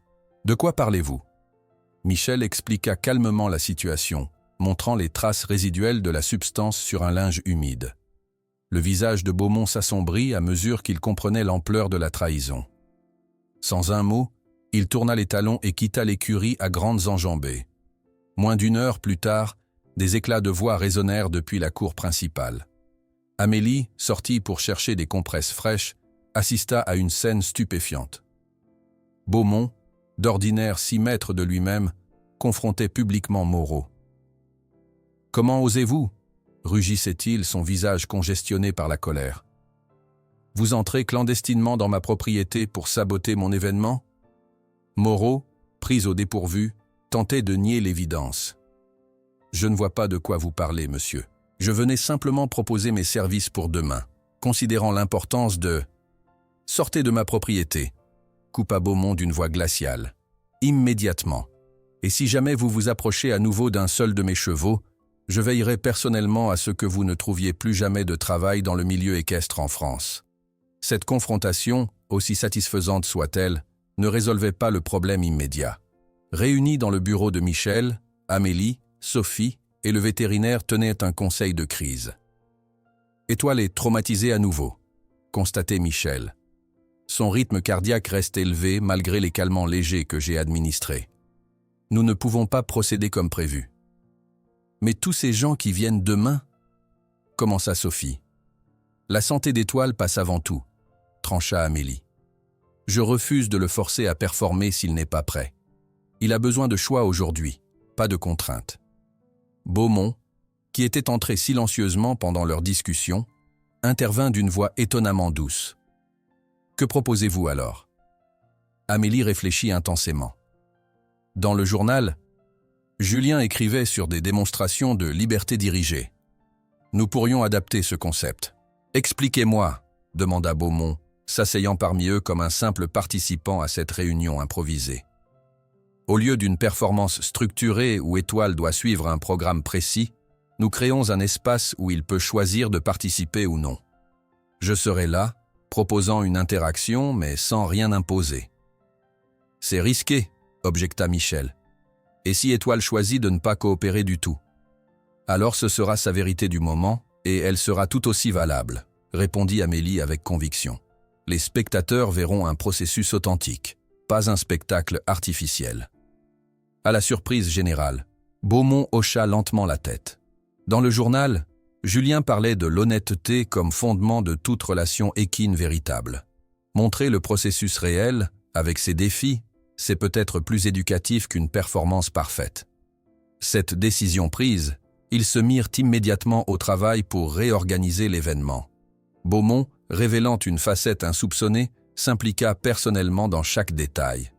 Il suggéra de transformer le grand manège en un espace plus intime, avec un éclairage doux et une disposition circulaire permettant aux spectateurs d'observer sans oppresser. Alors qu'ils travaillaient côte à côte, un silence confortable s'installa entre Amélie et lui. Ce fut Beaumont qui le rompit finalement, contemplant Étoile qui se reposait dans un enclos aménagé spécialement. « Pendant des années, commença-t-il, sa voix à peine audible, j'ai suivi les méthodes de mon père parce que je craignais qu'il ait raison, que Julien soit mort par faiblesse, pour avoir été trop doux avec les chevaux. » Amélie écoutait attentivement, comprenant l'importance de cette confession. Mon père répétait toujours que la compassion n'avait pas sa place dans l'équitation de haut niveau, que les sentiments étaient pour les amateurs, pas pour les professionnels. Il eut un rire amer. Après la mort de Julien, c'était comme si j'avais besoin de prouver que mon père avait raison, que la discipline stricte était le seul chemin vers l'excellence. « Et maintenant ?» demanda doucement Amélie. Beaumont observa longuement Étoile avant de répondre. « Maintenant, je me demande combien de chevaux exceptionnels j'ai brisés en essayant de prouver quelque chose à un homme qui n'est plus là pour le voir. » Cette conversation marqua un tournant dans leur collaboration. Pour la première fois, ils travaillaient véritablement ensemble, unissant leurs forces pour honorer à la fois le bien-être d'Étoile et les techniques documentées par Julien. La journée s'écoula dans une activité fébrile.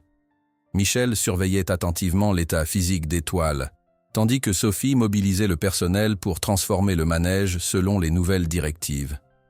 Amélie, quant à elle, passait chaque moment libre avec l'étalon, renforçant patiemment leurs liens ébranlés.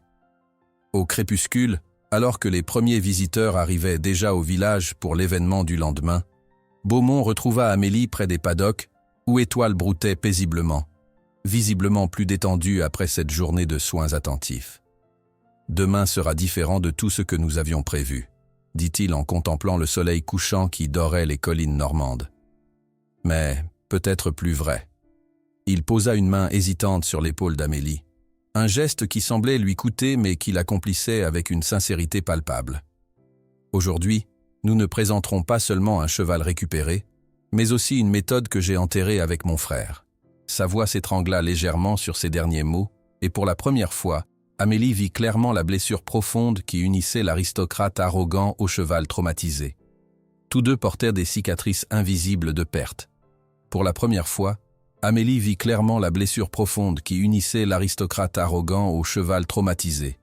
Tous deux portèrent des cicatrices invisibles de perte. L'aube du jour tant attendue se leva sur le haras de lumière, baignant les bâtiments séculaires d'une clarté dorée qui semblait de bon augure. Dès les premières heures, une effervescence inhabituelle animait la propriété. Des ouvriers ajustaient les derniers éléments de décoration dans le grand manège, transformé selon les nouvelles directives de Beaumont et d'Amélie. Au lieu des obstacles impressionnants et des configurations traditionnelles d'une démonstration équestre classique, l'espace avait été épuré, presque minimaliste. Un cercle de sable fin occupait le centre, entouré de gradins bas disposés à distance respectueuse. Des tentures aux couleurs douces habillaient les murs, créant une atmosphère feutrée qui contrastait avec l'éclat habituel des compétitions. Amélie observait ses préparatifs depuis le box d'Étoile, son cœur oscillant entre espoir et appréhension. L'étalon semblait plus calme ce matin, les soins intensifs prodigués la veille ayant apaisé son inconfort physique. Mais elle percevait encore cette vigilance excessive dans son regard, cette tension subtile qui parcourait ses muscles puissants. « Comment te sens-tu aujourd'hui, mon beau ?» murmura-t-elle en lui offrant une pomme coupée en quartier. « C'est ton choix, tu sais. Nous ne ferons que ce que tu voudras. » Étoile prit délicatement le morceau entre ses lèvres veloutées, son souffle chaud caressant la paume d'Amélie. Ce petit geste de confiance renouvelée l'émut profondément. À midi, les premiers visiteurs commencèrent à arriver. Des voitures élégantes et des véhicules plus modestes se côtoyaient dans le parking improvisé. Beaumont, impeccable dans une tenue d'équitation traditionnelle, accueillait personnellement les invités les plus prestigieux, représentants du ministère, journalistes équestres, éleveurs renommés. Dans son attitude, Amélie percevait une dignité nouvelle, dépourvue de l'arrogance qui le caractérisait autrefois. « Mademoiselle Fournier se prépare avec Étoile », l'entendit-elle expliquer à un groupe de visiteurs. « Aujourd'hui, nous vous proposons une expérience différente de ce que vous avez pu voir ailleurs. » À 14 heures précises, les spectateurs prirent place dans le manège. Le brouhaha des conversations s'estompa progressivement lorsque Claude Beaumont s'avança au centre de l'arène. Le silence qui s'installa portait cette qualité particulière de l'attente, mêlée de curiosité et d'anticipation. « Mesdames, messieurs, » commença-t-il, sa voix portant clairement dans l'espace acoustique. « Je vous remercie d'avoir répondu à notre invitation. Aujourd'hui, vous ne verrez pas une démonstration de dominance, mais de partenariat, la véritable tradition équestre française. » Des murmures intrigués parcoururent à l'assistance. Beaucoup connaissaient la réputation du haras de lumière et de ses méthodes conventionnelles. Ce discours marquait un tournant inattendu. « Pendant des générations, poursuivit Beaumont, nous avons valorisé la performance au-dessus de tout. Mais il existe une autre voie, plus ancienne, que nous avons redécouverte grâce à mademoiselle Amélie Fournier, et à un cheval exceptionnel que beaucoup considéraient comme perdu. » Sur ces mots, les portes latérales s'ouvrirent doucement. Amélie entra seule dans l'arène, vêtue simplement d'une chemise blanche et d'un pantalon d'équitation foncé. Elle ne portait ni cravache, ni éperon, seulement un ruban bleu azur noué autour de son poignet, flottant légèrement à chacun de ses mouvements. Une vague de chuchotements parcourut l'assistance. Certains reconnaissaient la jeune femme à la cicatrice dont on parlait dans la région. D'autres semblaient décontenancés par cette entrée dépouillée de tout artifice. Amélie salua sobrement le public, puis fit un signe discret vers l'entrée opposée. La porte s'ouvrit lentement, révélant Étoile, sans licol, sans bride, complètement libre. L'étalon noir s'arrêta sur le seuil, ses naseaux dilatés évaluant l'espace inconnu et la présence inhabituelle de tant d'humains. Quelques spectateurs reculèrent instinctivement, conscients de la réputation de l'animal. Un frémissement d'inquiétude parcourut les premiers rangs lorsqu'Étoile fit un pas dans l'arène, sa puissante musculature ondulant sous son pelage d'ébène. Amélie, parfaitement immobile au centre, attendait. Elle ne l'appelait pas, ne l'incitait pas à approcher. Elle était simplement présente, un point d'ancrage dans cet environnement nouveau. Les premières minutes s'écoulèrent dans une tension palpable. Étoile restait à distance, explorant prudemment le périmètre de l'arène, s'arrêtant parfois pour observer les spectateurs, ses oreilles pivotant constamment pour capter chaque son. « Nous avons payé pour voir un cheval dompté, pas une séance de thérapie. » lança audiblement un homme en costume coûteux, visiblement un acheteur américain. À la surprise générale, ce fut Beaumont lui-même qui répondit, debout près de l'entrée. « Alors observez attentivement, monsieur. La véritable maîtrise exige de la patience. » Ce moment marqua un tournant subtil dans l'atmosphère. Le public, comprenant qu'il assistait à quelque chose d'inhabituel, s'installa dans une attention plus profonde. Amélie s'assit tranquillement au centre de l'arène, ignorant la pression des regards, concentrée uniquement sur le langage corporel d'Étoile. Elle déroula lentement le ruban bleu, le laissant reposer sur le sable devant elle comme une invitation silencieuse. De l'extérieur, cette scène pouvait paraître décevante pour qui s'attendait à des prouesses spectaculaires. Mais les connaisseurs dans l'assistance commençaient à percevoir la délicatesse de l'échange non-verbal qui se déroulait sous leurs yeux. Comment Amélie répondait aux plus infimes signaux d'Étoile, comment elle adaptait sa respiration, sa posture, son regard. Sophie et Michel observaient depuis les côtés, leur visage trahissant une tension nerveuse malgré leur confiance dans le processus. Ils savaient mieux que quiconque la fragilité de l'équilibre qu'Amélie tentait d'établir. Après presque 20 minutes d'observation mutuelle, quelque chose changea imperceptiblement. Étoile, qui avait progressivement réduit la distance les séparant, s'approcha d'Amélie d'un pas plus décidé. Le silence dans l'arène devint absolu lorsque l'imposant étalon s'arrêta à quelques mètres d'elle. Amélie tendit la main, paume ouverte, sans forcer le contact. L'émotion fut palpable dans l'assistance lorsqu'Étoile avança encore, touchant finalement son épaule de ses naseaux veloutés. Un contact volontaire, un choix délibéré de l'animal. Incroyable, murmura un vieux dresseur dans les gradins. Il vient à elle. Ce premier contact établit une nouvelle dynamique. Avec une fluidité naturelle qui semblait chorégraphiée mais ne l'était pas, Amélie se leva lentement. Le ruban bleu dans sa main traçait des figures légères dans l'air, guidant l'attention d'Étoile sans jamais le toucher. Progressivement, une danse silencieuse se déploya dans l'arène. L'étalon suivait les mouvements d'Amélie comme son ombre, maintenant une distance constante mais parfaitement synchronisée. Quand elle ralentissait, il ralentissait. Quand elle changeait de direction, il ajustait sa trajectoire avec une précision stupéfiante. Ce qui impressionnait le plus les spectateurs avertis, c'était l'absence de commande visible. Amélie ne parlait pas, ne faisait pas de gestes conventionnels. La communication semblait passer par des canaux plus subtils, une légère modification de sa respiration, un changement presque imperceptible dans la tension de ses épaules. Elle utilise son corps entier comme langage, expliqua doucement Michel à un journaliste ébahi. C'est une conversation, pas un commandement. La démonstration évolua naturellement vers des mouvements plus complexes.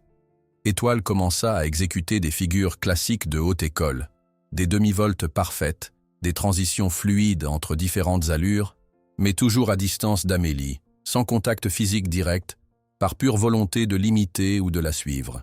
L'apogée émotionnel survint lorsqu'Amélie s'arrêta au centre de l'arène et qu'Étoile vint se placer à côté d'elle. Dans un geste d'une simplicité bouleversante, l'étalon s'abaissa légèrement, une invitation claire à le monter. Sans utiliser de selle ni de bride, Amélie se hissa délicatement sur son dos. Un frisson collectif parcourut l'assistance.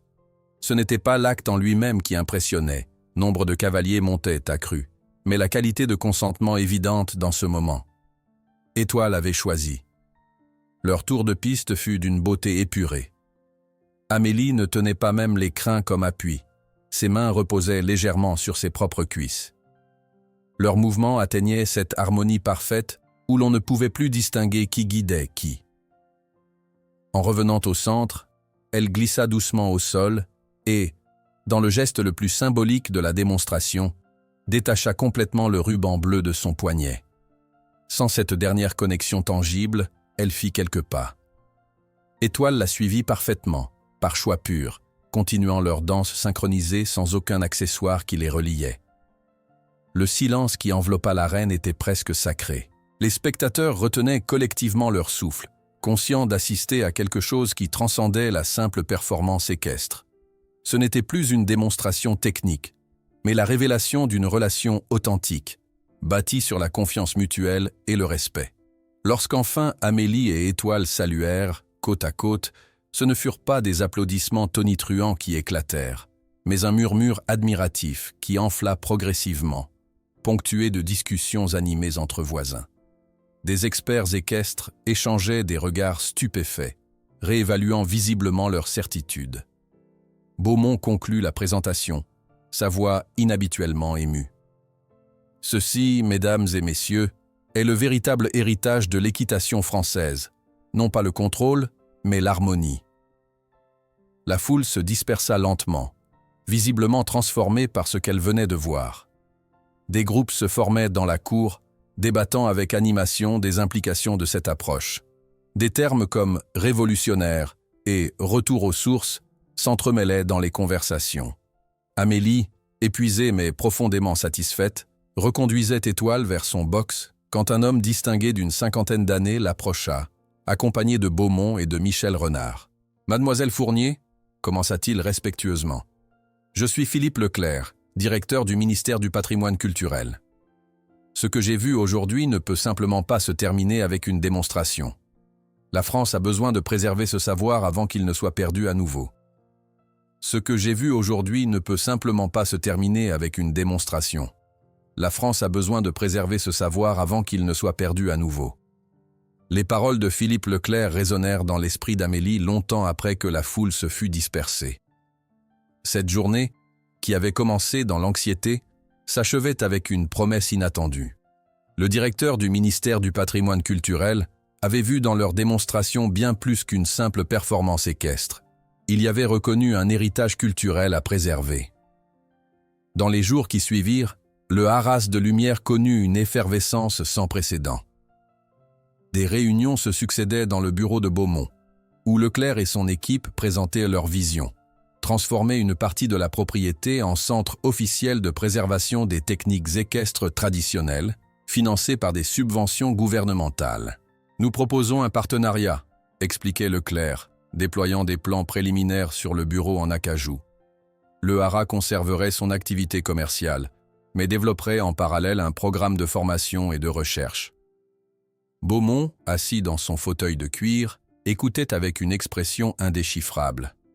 Pour un homme qui avait toujours jalousement gardé le contrôle de son domaine familial, cette intervention extérieure représentait un bouleversement considérable. Et quelles seraient précisément les obligations du Haras dans ce partenariat ? Demanda-t-il finalement, son ton révélant une résistance à peine voilée. Essentiellement, documenter et transmettre ses méthodes, répondit Leclerc. Mademoiselle Fournier développerait un programme structuré basé sur son approche et sur les écrits retrouvés. Nous mettrions à disposition les ressources nécessaires. Amélie, silencieuse jusqu'alors, intervint doucement. Ces méthodes exigent du temps, monsieur Leclerc. Elles ne peuvent être standardisées comme une technique industrielle. Précisément, acquiesça le fonctionnaire avec un sourire appréciateur. C'est cette dimension artisanale, cette connaissance profonde que nous cherchons à préserver. Dans notre monde d'efficacité immédiate, ces approches patientes deviennent presque révolutionnaires. Beaumont se leva et s'approcha de la fenêtre, contemplant ces terres s'étendant à perte de vue. « Cette propriété appartient à ma famille depuis 5 générations, dit-il lentement. Je n'ai pas besoin de bureaucrates me dictant comment la gérer. » Leclerc échangea un regard entendu avec Michel Renard, qui intervint avec diplomatie. « Claude, personne ne cherche à prendre le contrôle de ton héritage. Au contraire, il s'agit de le valoriser d'une manière que ton père n'aurait peut-être pas envisagée, mais que Julien aurait certainement approuvée. » La mention de son frère sembla toucher une corde sensible. Les épaules de Beaumont s'affaissèrent imperceptiblement. « Et si je refuse ?» demanda-t-il néanmoins, comme pour tester les limites de sa liberté. Le dossier concernant le statut patrimonial d'Étoile suivrait simplement son cours administratif normal, répondit Michel avec une légèreté feinte. Avec les délais habituels de l'administration française, le message était clair. Coopérer volontairement ou faire face à des années de complications bureaucratiques qui limiteraient considérablement ses activités internationales. Les négociations se poursuivirent pendant plusieurs jours, tandis qu'Amélie continuait son travail quotidien avec Étoile. L'étalon semblait plus serein depuis la démonstration, comme si l'expérience réussie avait consolidé sa confiance. Un matin, alors qu'elle le brossait dans la lumière dorée de l'aube, un bruit de pas léger attira son attention. « Bonjour », salua timidement une jeune femme qu'elle n'avait jamais vue. « Je m'appelle Claire Dumont. Je suis vétérinaire comportementaliste, venue de Paris. J'ai assisté à votre démonstration. » Amélie sourit, invitant d'un geste la visiteuse à s'approcher. « Vous êtes venue voir Étoile ? En réalité, je suis venue vous voir. J'ai lu les articles sur votre travail, mais le voir de mes propres yeux était... » Elle chercha ses mots. « Révélateur. J'aimerais comprendre votre approche. » Cette rencontre fut la première d'une longue série. La nouvelle de ce qui se passait au Haras de Lumière se répandait, attirant des professionnels curieux, mais aussi des demandes d'aide. Un matin, Sophie apporta à Amélie une enveloppe portant le cachet d'un village voisin. « Une autre lettre », annonça-t-elle avec un sourire complice. Amélie déplia la missive manuscrite. « Chère mademoiselle, notre jument Perle refuse tout contact depuis un accident qui a coûté la vie à son poulain. Les vétérinaires parlent d'euthanasie, mais mon épouse et moi ne pouvons nous y résoudre. Nous avons entendu parler de votre travail avec l'étalon noir. Accepteriez-vous de nous conseiller ? Respectueusement, Henri et Marie Gaillard. Ces demandes d'aide se multiplièrent rapidement. Chaque jour apportait son lot de nouveaux courriers, des propriétaires désespérés, des centres équestres confrontés à des cas difficiles, tous cherchant cette approche alternative qui redonnait espoir. Un soir, Amélie organisait ses lettres, établissant un système de priorité basé sur l'urgence des situations décrites. Étoile somnolait paisiblement dans son box, sa respiration régulière formant un contrepoint apaisant au bruissement des papiers. « Vous avez reçu combien de demandes maintenant ?» La voix de Beaumont la fit sursauter. L'homme se tenait dans l'embrasure de la porte, observant la scène avec une expression indéchiffrable. « 37 depuis la démonstration », répondit-elle, légèrement intimidée par cette apparition inattendue. « Et combien de temps vous faudrait-il pour répondre à toutes ?» Amélie regarda la pile de lettres, songeuse. « Des années, probablement. Et je ne suis pas certaine d'avoir les compétences pour tous les cas. » Beaumont hocha pensivement la tête. « Venez avec moi, j'ai quelque chose à vous montrer. » Intriguée, elle le suivit à travers la propriété. Ils marchèrent en silence pendant près de 15 minutes, s'éloignant des bâtiments principaux pour emprunter un chemin bordé de peupliers centenaires. Au bout de cette allée majestueuse se dressait une imposante structure en pierre que le temps avait patinée. « Le vieux cellier », expliqua Beaumont en poussant la lourde porte en bois. « Mon grand-père l'utilisait pour les chevaux en convalescence. Il est vide depuis des décennies. L'intérieur était spectaculaire malgré l'abandon. Des poutres massives en chêne soutenaient une haute charpente. De grandes fenêtres en ogive, partiellement obscurcies par la poussière, laissaient filtrer une lumière douce qui révélait un espace suffisant pour accueillir une vingtaine de box. Avec quelques rénovations, continua Beaumont, cet endroit pourrait devenir un centre spécialisé pour les cas comme Étoile. Les fonds du ministère couvriraient largement les travaux. Amélie contemplait l'espace, stupéfaite par les possibilités qu'il offrait. Elle pouvait déjà visualiser l'aménagement, des box spacieux, des aires de travail circulaires, des espaces de repos pour les animaux traumatisés. « Pourquoi ce changement ?» demanda-t-elle finalement, n'osant croire à cette transformation de l'homme qui, quelques semaines plus tôt, considérait Étoile comme une simple marchandise à valoriser. Beaumont resta silencieux un long moment, son regard perdu dans la poussière dansant dans les rayons de soleil. « Disons que j'ai été confronté à certaines vérités sur l'héritage que je prétendais honorer. » Dans les jours qui suivirent, Beaumont surprit tout le monde en signant officiellement l'accord avec le ministère. Le projet de centre de préservation était approuvé, avec un financement substantiel pour la rénovation du vieux cellier et le développement d'un programme de formation. « Tu es proposée comme directrice technique », annonça Michel à Amélie, ne cachant pas sa satisfaction. Beaumont lui-même a insisté sur ce point. Cette nouvelle déclencha une vague d'enthousiasme parmi le personnel du haras. Sophie, rayonnante, organisa spontanément une petite célébration dans le réfectoire. « C'est le début d'une nouvelle ère », déclara-t-elle en levant son verre de cidre. « La méthode Fournier sera connue dans toute la France. » Amélie rougit à cette appellation. « Ce n'est pas ma méthode », corrigea-t-elle doucement. « C'est une redécouverte de pratiques anciennes, enrichies par ce qu'Étoile m'a enseigné. » Les semaines suivantes furent consacrées à la planification concrète du centre. Amélie, avec l'aide de Michel et Sophie, recruta une petite équipe parmi les employés qui avaient manifesté un intérêt sincère pour l'approche alternative. Beaumont lui-même participait activement aux réunions, apportant sa connaissance approfondie de la gestion équestre et son réseau de contacts.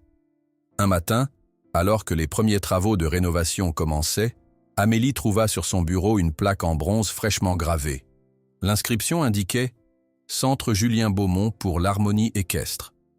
Émue, elle chercha immédiatement Beaumont, le trouvant dans son bureau en discussion avec les architectes. « Cette plaque ?» commença-t-elle lorsqu'il fut disponible. « Vous êtes sûr ? Ce pourrait être votre nom. » Le regard de Beaumont se perdit un instant dans le lointain. « Certains héritages méritent d'être rappelés plus que d'autres. » répondit-il simplement. La transformation du vieux cellier avançait rapidement. Les ouvriers travaillaient selon les spécifications précises d'Amélie. Lumière naturelle abondante mais filtrée, acoustique douce, matériaux chaleureux. Chaque détail était pensé pour créer un environnement apaisant tant pour les chevaux traumatisés que pour leurs propriétaires anxieux.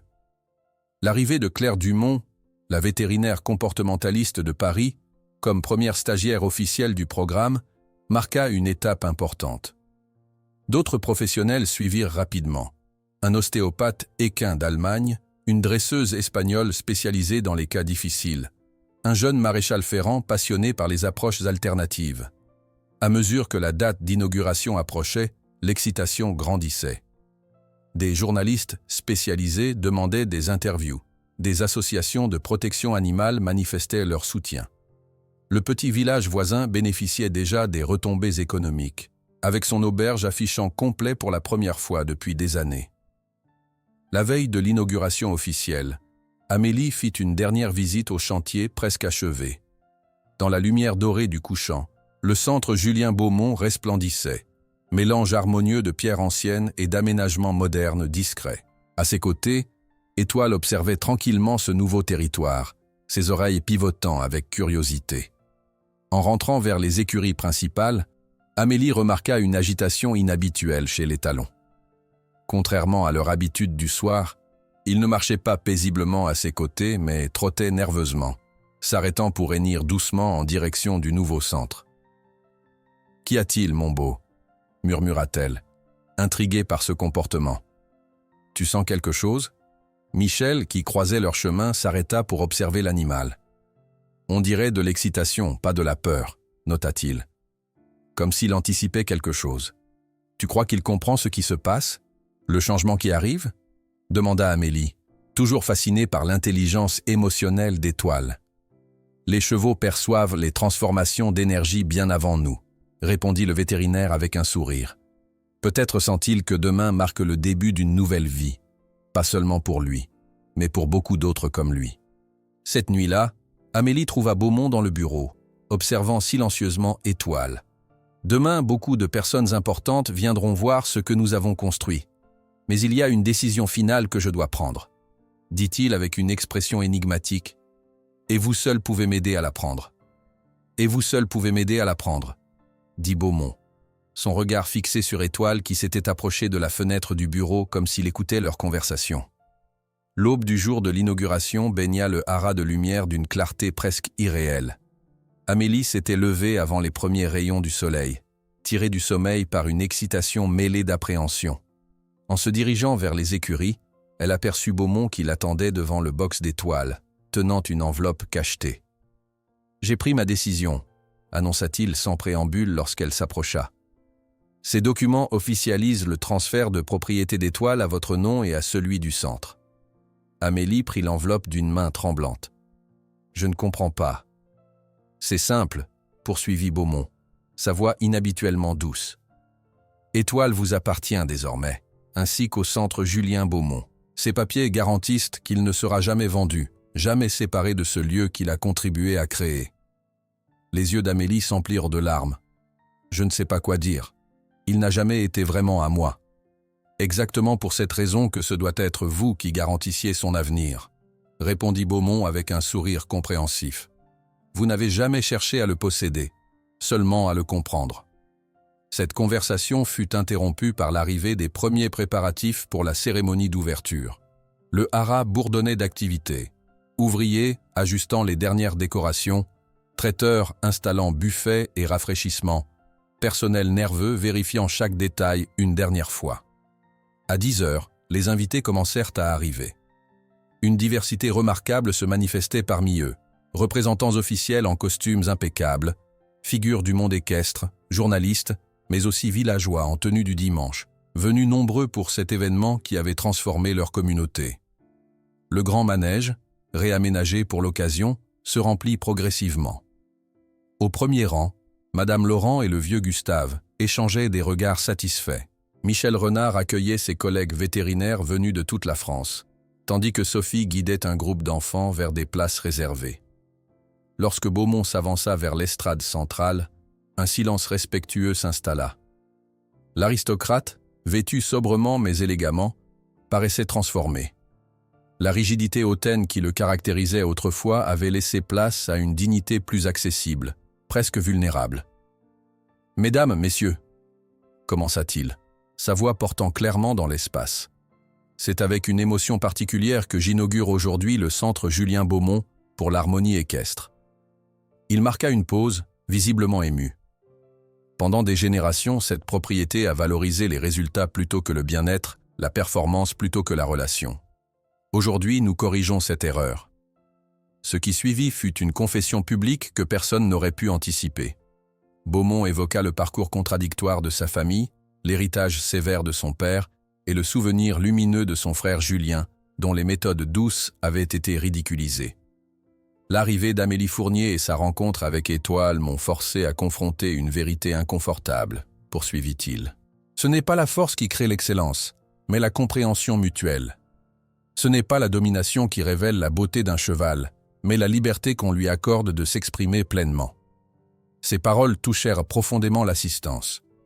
Certains anciens employés échangèrent des regards stupéfaits, témoins d'une transformation qu'ils n'auraient jamais cru possible. Le moment culminant de la cérémonie fut la présentation du premier groupe de participants au programme, 6 jeunes issus de foyers d'accueil, choisis pour leur sensibilité particulière envers les animaux. Parmi eux se trouvait Lisette, une fillette de 10 ans dont le visage portait les marques de graves brûlures. Amélie guida discrètement la petite fille vers un enclos où attendait un poney paille à l'expression douce. « Il s'appelle Caramel », expliqua-t-elle. « Comme toi, il a connu des moments difficiles. Il a perdu confiance dans les humains après avoir été maltraité. » Lisette observa l'animal avec une intensité touchante. « Comment on lui montre qu'on ne va pas lui faire mal ? » « Par la patience, » répondit doucement Amélie. « En lui laissant le temps de comprendre qu'il peut choisir de nous faire confiance ou non. » Sous le regard attentif des spectateurs, la fillette s'assit simplement près de l'enclos, sans chercher à attirer l'attention du poney.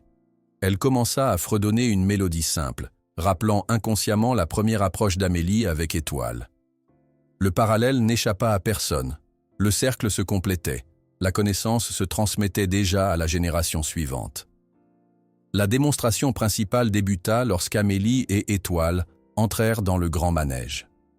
Leur complicité avait atteint un niveau qui semblait transcender le dressage conventionnel. L'étalon, autrefois considéré comme une bête dangereuse, évoluait maintenant avec une grâce majestueuse, répondant aux plus subtiles indications de sa partenaire. « Ce que vous voyez n'est pas le résultat d'un dressage », expliqua Michel Renard au public. « C'est l'aboutissement d'une guérison mutuelle, celle d'un cheval qui a retrouvé sa dignité et celle d'une femme qui a trouvé sa vocation. » Le moment symbolique le plus puissant survint lorsqu'Amélie retira complètement le fin ruban bleu qui constituait leur unique lien physique. Sans aucune attache, Étoile continua de suivre ses mouvements par choix délibéré, incarnation vivante de cette liberté consentie qui formait le cœur de leur philosophie. Les applaudissements qui suivirent n'étaient pas le tonnerre habituel des événements équestres, mais un hommage plus profond, empreint de respect et d'émotion. Beaucoup avaient les larmes aux yeux, touchés par cette démonstration de confiance absolue entre deux êtres que tout aurait dû séparer. La journée s'acheva par l'annonce officielle du programme à venir. Cours de formation pour professionnels, accueil de chevaux traumatisés, session thérapeutique pour enfants en difficulté. Philippe Leclerc confirma le soutien durable du ministère, soulignant l'importance nationale de cette initiative qui mariait patrimoine culturel et innovation sociale. 6 mois plus tard, le centre Julien Beaumont bourdonnait d'activités. Les stalles autrefois vides accueillaient désormais une douzaine de chevaux en réhabilitation, chacun avec son histoire de traumatisme et son parcours unique de guérison. Une équipe internationale de spécialistes se relayait pour étudier et documenter les méthodes développées. « Nous ne traitons pas seulement le comportement », expliquait Michel à un groupe de vétérinaires visiteurs. « Nous cherchons sa source émotionnelle. Un cheval qui mord n'est pas méchant. Il exprime une peur profonde que nous devons comprendre. » Dans un enclos voisin, Sophie animait une session avec des enfants, leur enseignant à reconnaître les signes subtils de communication équine. « Regardez ses oreilles », montrait-elle patiemment. « Elle vous raconte tout ce qu'il pense, si vous apprenez à écouter. » La réputation du centre s'étendait désormais bien au-delà des frontières françaises. Des demandes arrivaient d'Allemagne, d'Espagne, même des États-Unis. Ironiquement, des acheteurs qui avaient autrefois convoité Étoile comme curiosité exotique venait maintenant apprendre ses leçons de compassion. Amélie conservait une présence discrète mais essentielle, supervisant l'ensemble tout en maintenant son travail quotidien avec les cas les plus difficiles. Sa relation avec Beaumont avait évolué vers un respect mutuel profond, nourri par leur vision partagée d'un avenir où l'excellence équestre se mesurerait à l'aune du bien-être animal. Un après-midi d'automne, alors que les feuilles dorées tourbillonnaient dans la cour, Amélie emmena Lisette pour sa première vraie promenade avec Caramel. L'évolution de leur relation avait été remarquable. Le poney, autrefois craintif, acceptait maintenant pleinement la fillette comme partenaire. « Les gens me regardent différemment à cause de ça », confia Lisette en touchant les cicatrices sur son visage, alors qu'elle cheminait côte à côte sur un sentier bordé d'arbres flamboyants. Amélie ralentit Étoile pour rester à hauteur de la petite fille. Avec douceur, elle effleura sa propre cicatrice qui courait de sa tempe à son menton. Certaines cicatrices nous montrent d'où nous venons. D'autres nous montrent où nous pouvons aller. Lisette médita ces paroles, son visage s'éclairant progressivement. Comme Caramel et ses peurs? Exactement. Ce qui nous a blessés peut aussi nous rendre plus forts, plus compréhensifs envers les autres. Ensemble, elles dirigèrent leur monture vers la plage qui s'étendait à l'horizon. Étoile avançait d'un pas majestueux, veillant instinctivement sur le petit poney et sa jeune cavalière. Au loin, Claude Beaumont les observait depuis la terrasse du manoir, une expression paisible adoucissant ses traits autrefois sévères. La transformation était complète. L'aristocrate qui voyait les chevaux comme des marchandises, la jeune femme marginalisée qui avait trouvé son but, l'animal traumatisé qui avait redécouvert la confiance, tous brisés de différentes manières, tous restaurés par le langage universel de la patience et du respect. Le soleil descendait doucement sur la Manche, dessinant leurs silhouettes sur le sable doré. Une femme, une enfant et 2 chevaux avançant en parfaite harmonie. Dans cette image simple résidait la promesse du centre. La possibilité que même les êtres les plus profondément blessés puissent trouver, avec le temps et la bonne approche, un chemin vers la guérison. Tandis qu'elle observait Lisette prendre confiance avec son poney, Amélie caressa la cicatrice sur son propre visage et sourit en pensant à comment cette marque, autrefois source de honte, était devenue partie essentielle de son histoire de rédemption. Tout comme les cicatrices invisibles d'Étoile et de Beaumont s'étaient transformées en pont vers la guérison, prouvant que parfois, ce sont précisément nos parties brisées qui nous permettent de reconstruire quelque chose de plus fort et plus beau que nous n'aurions jamais imaginé possible.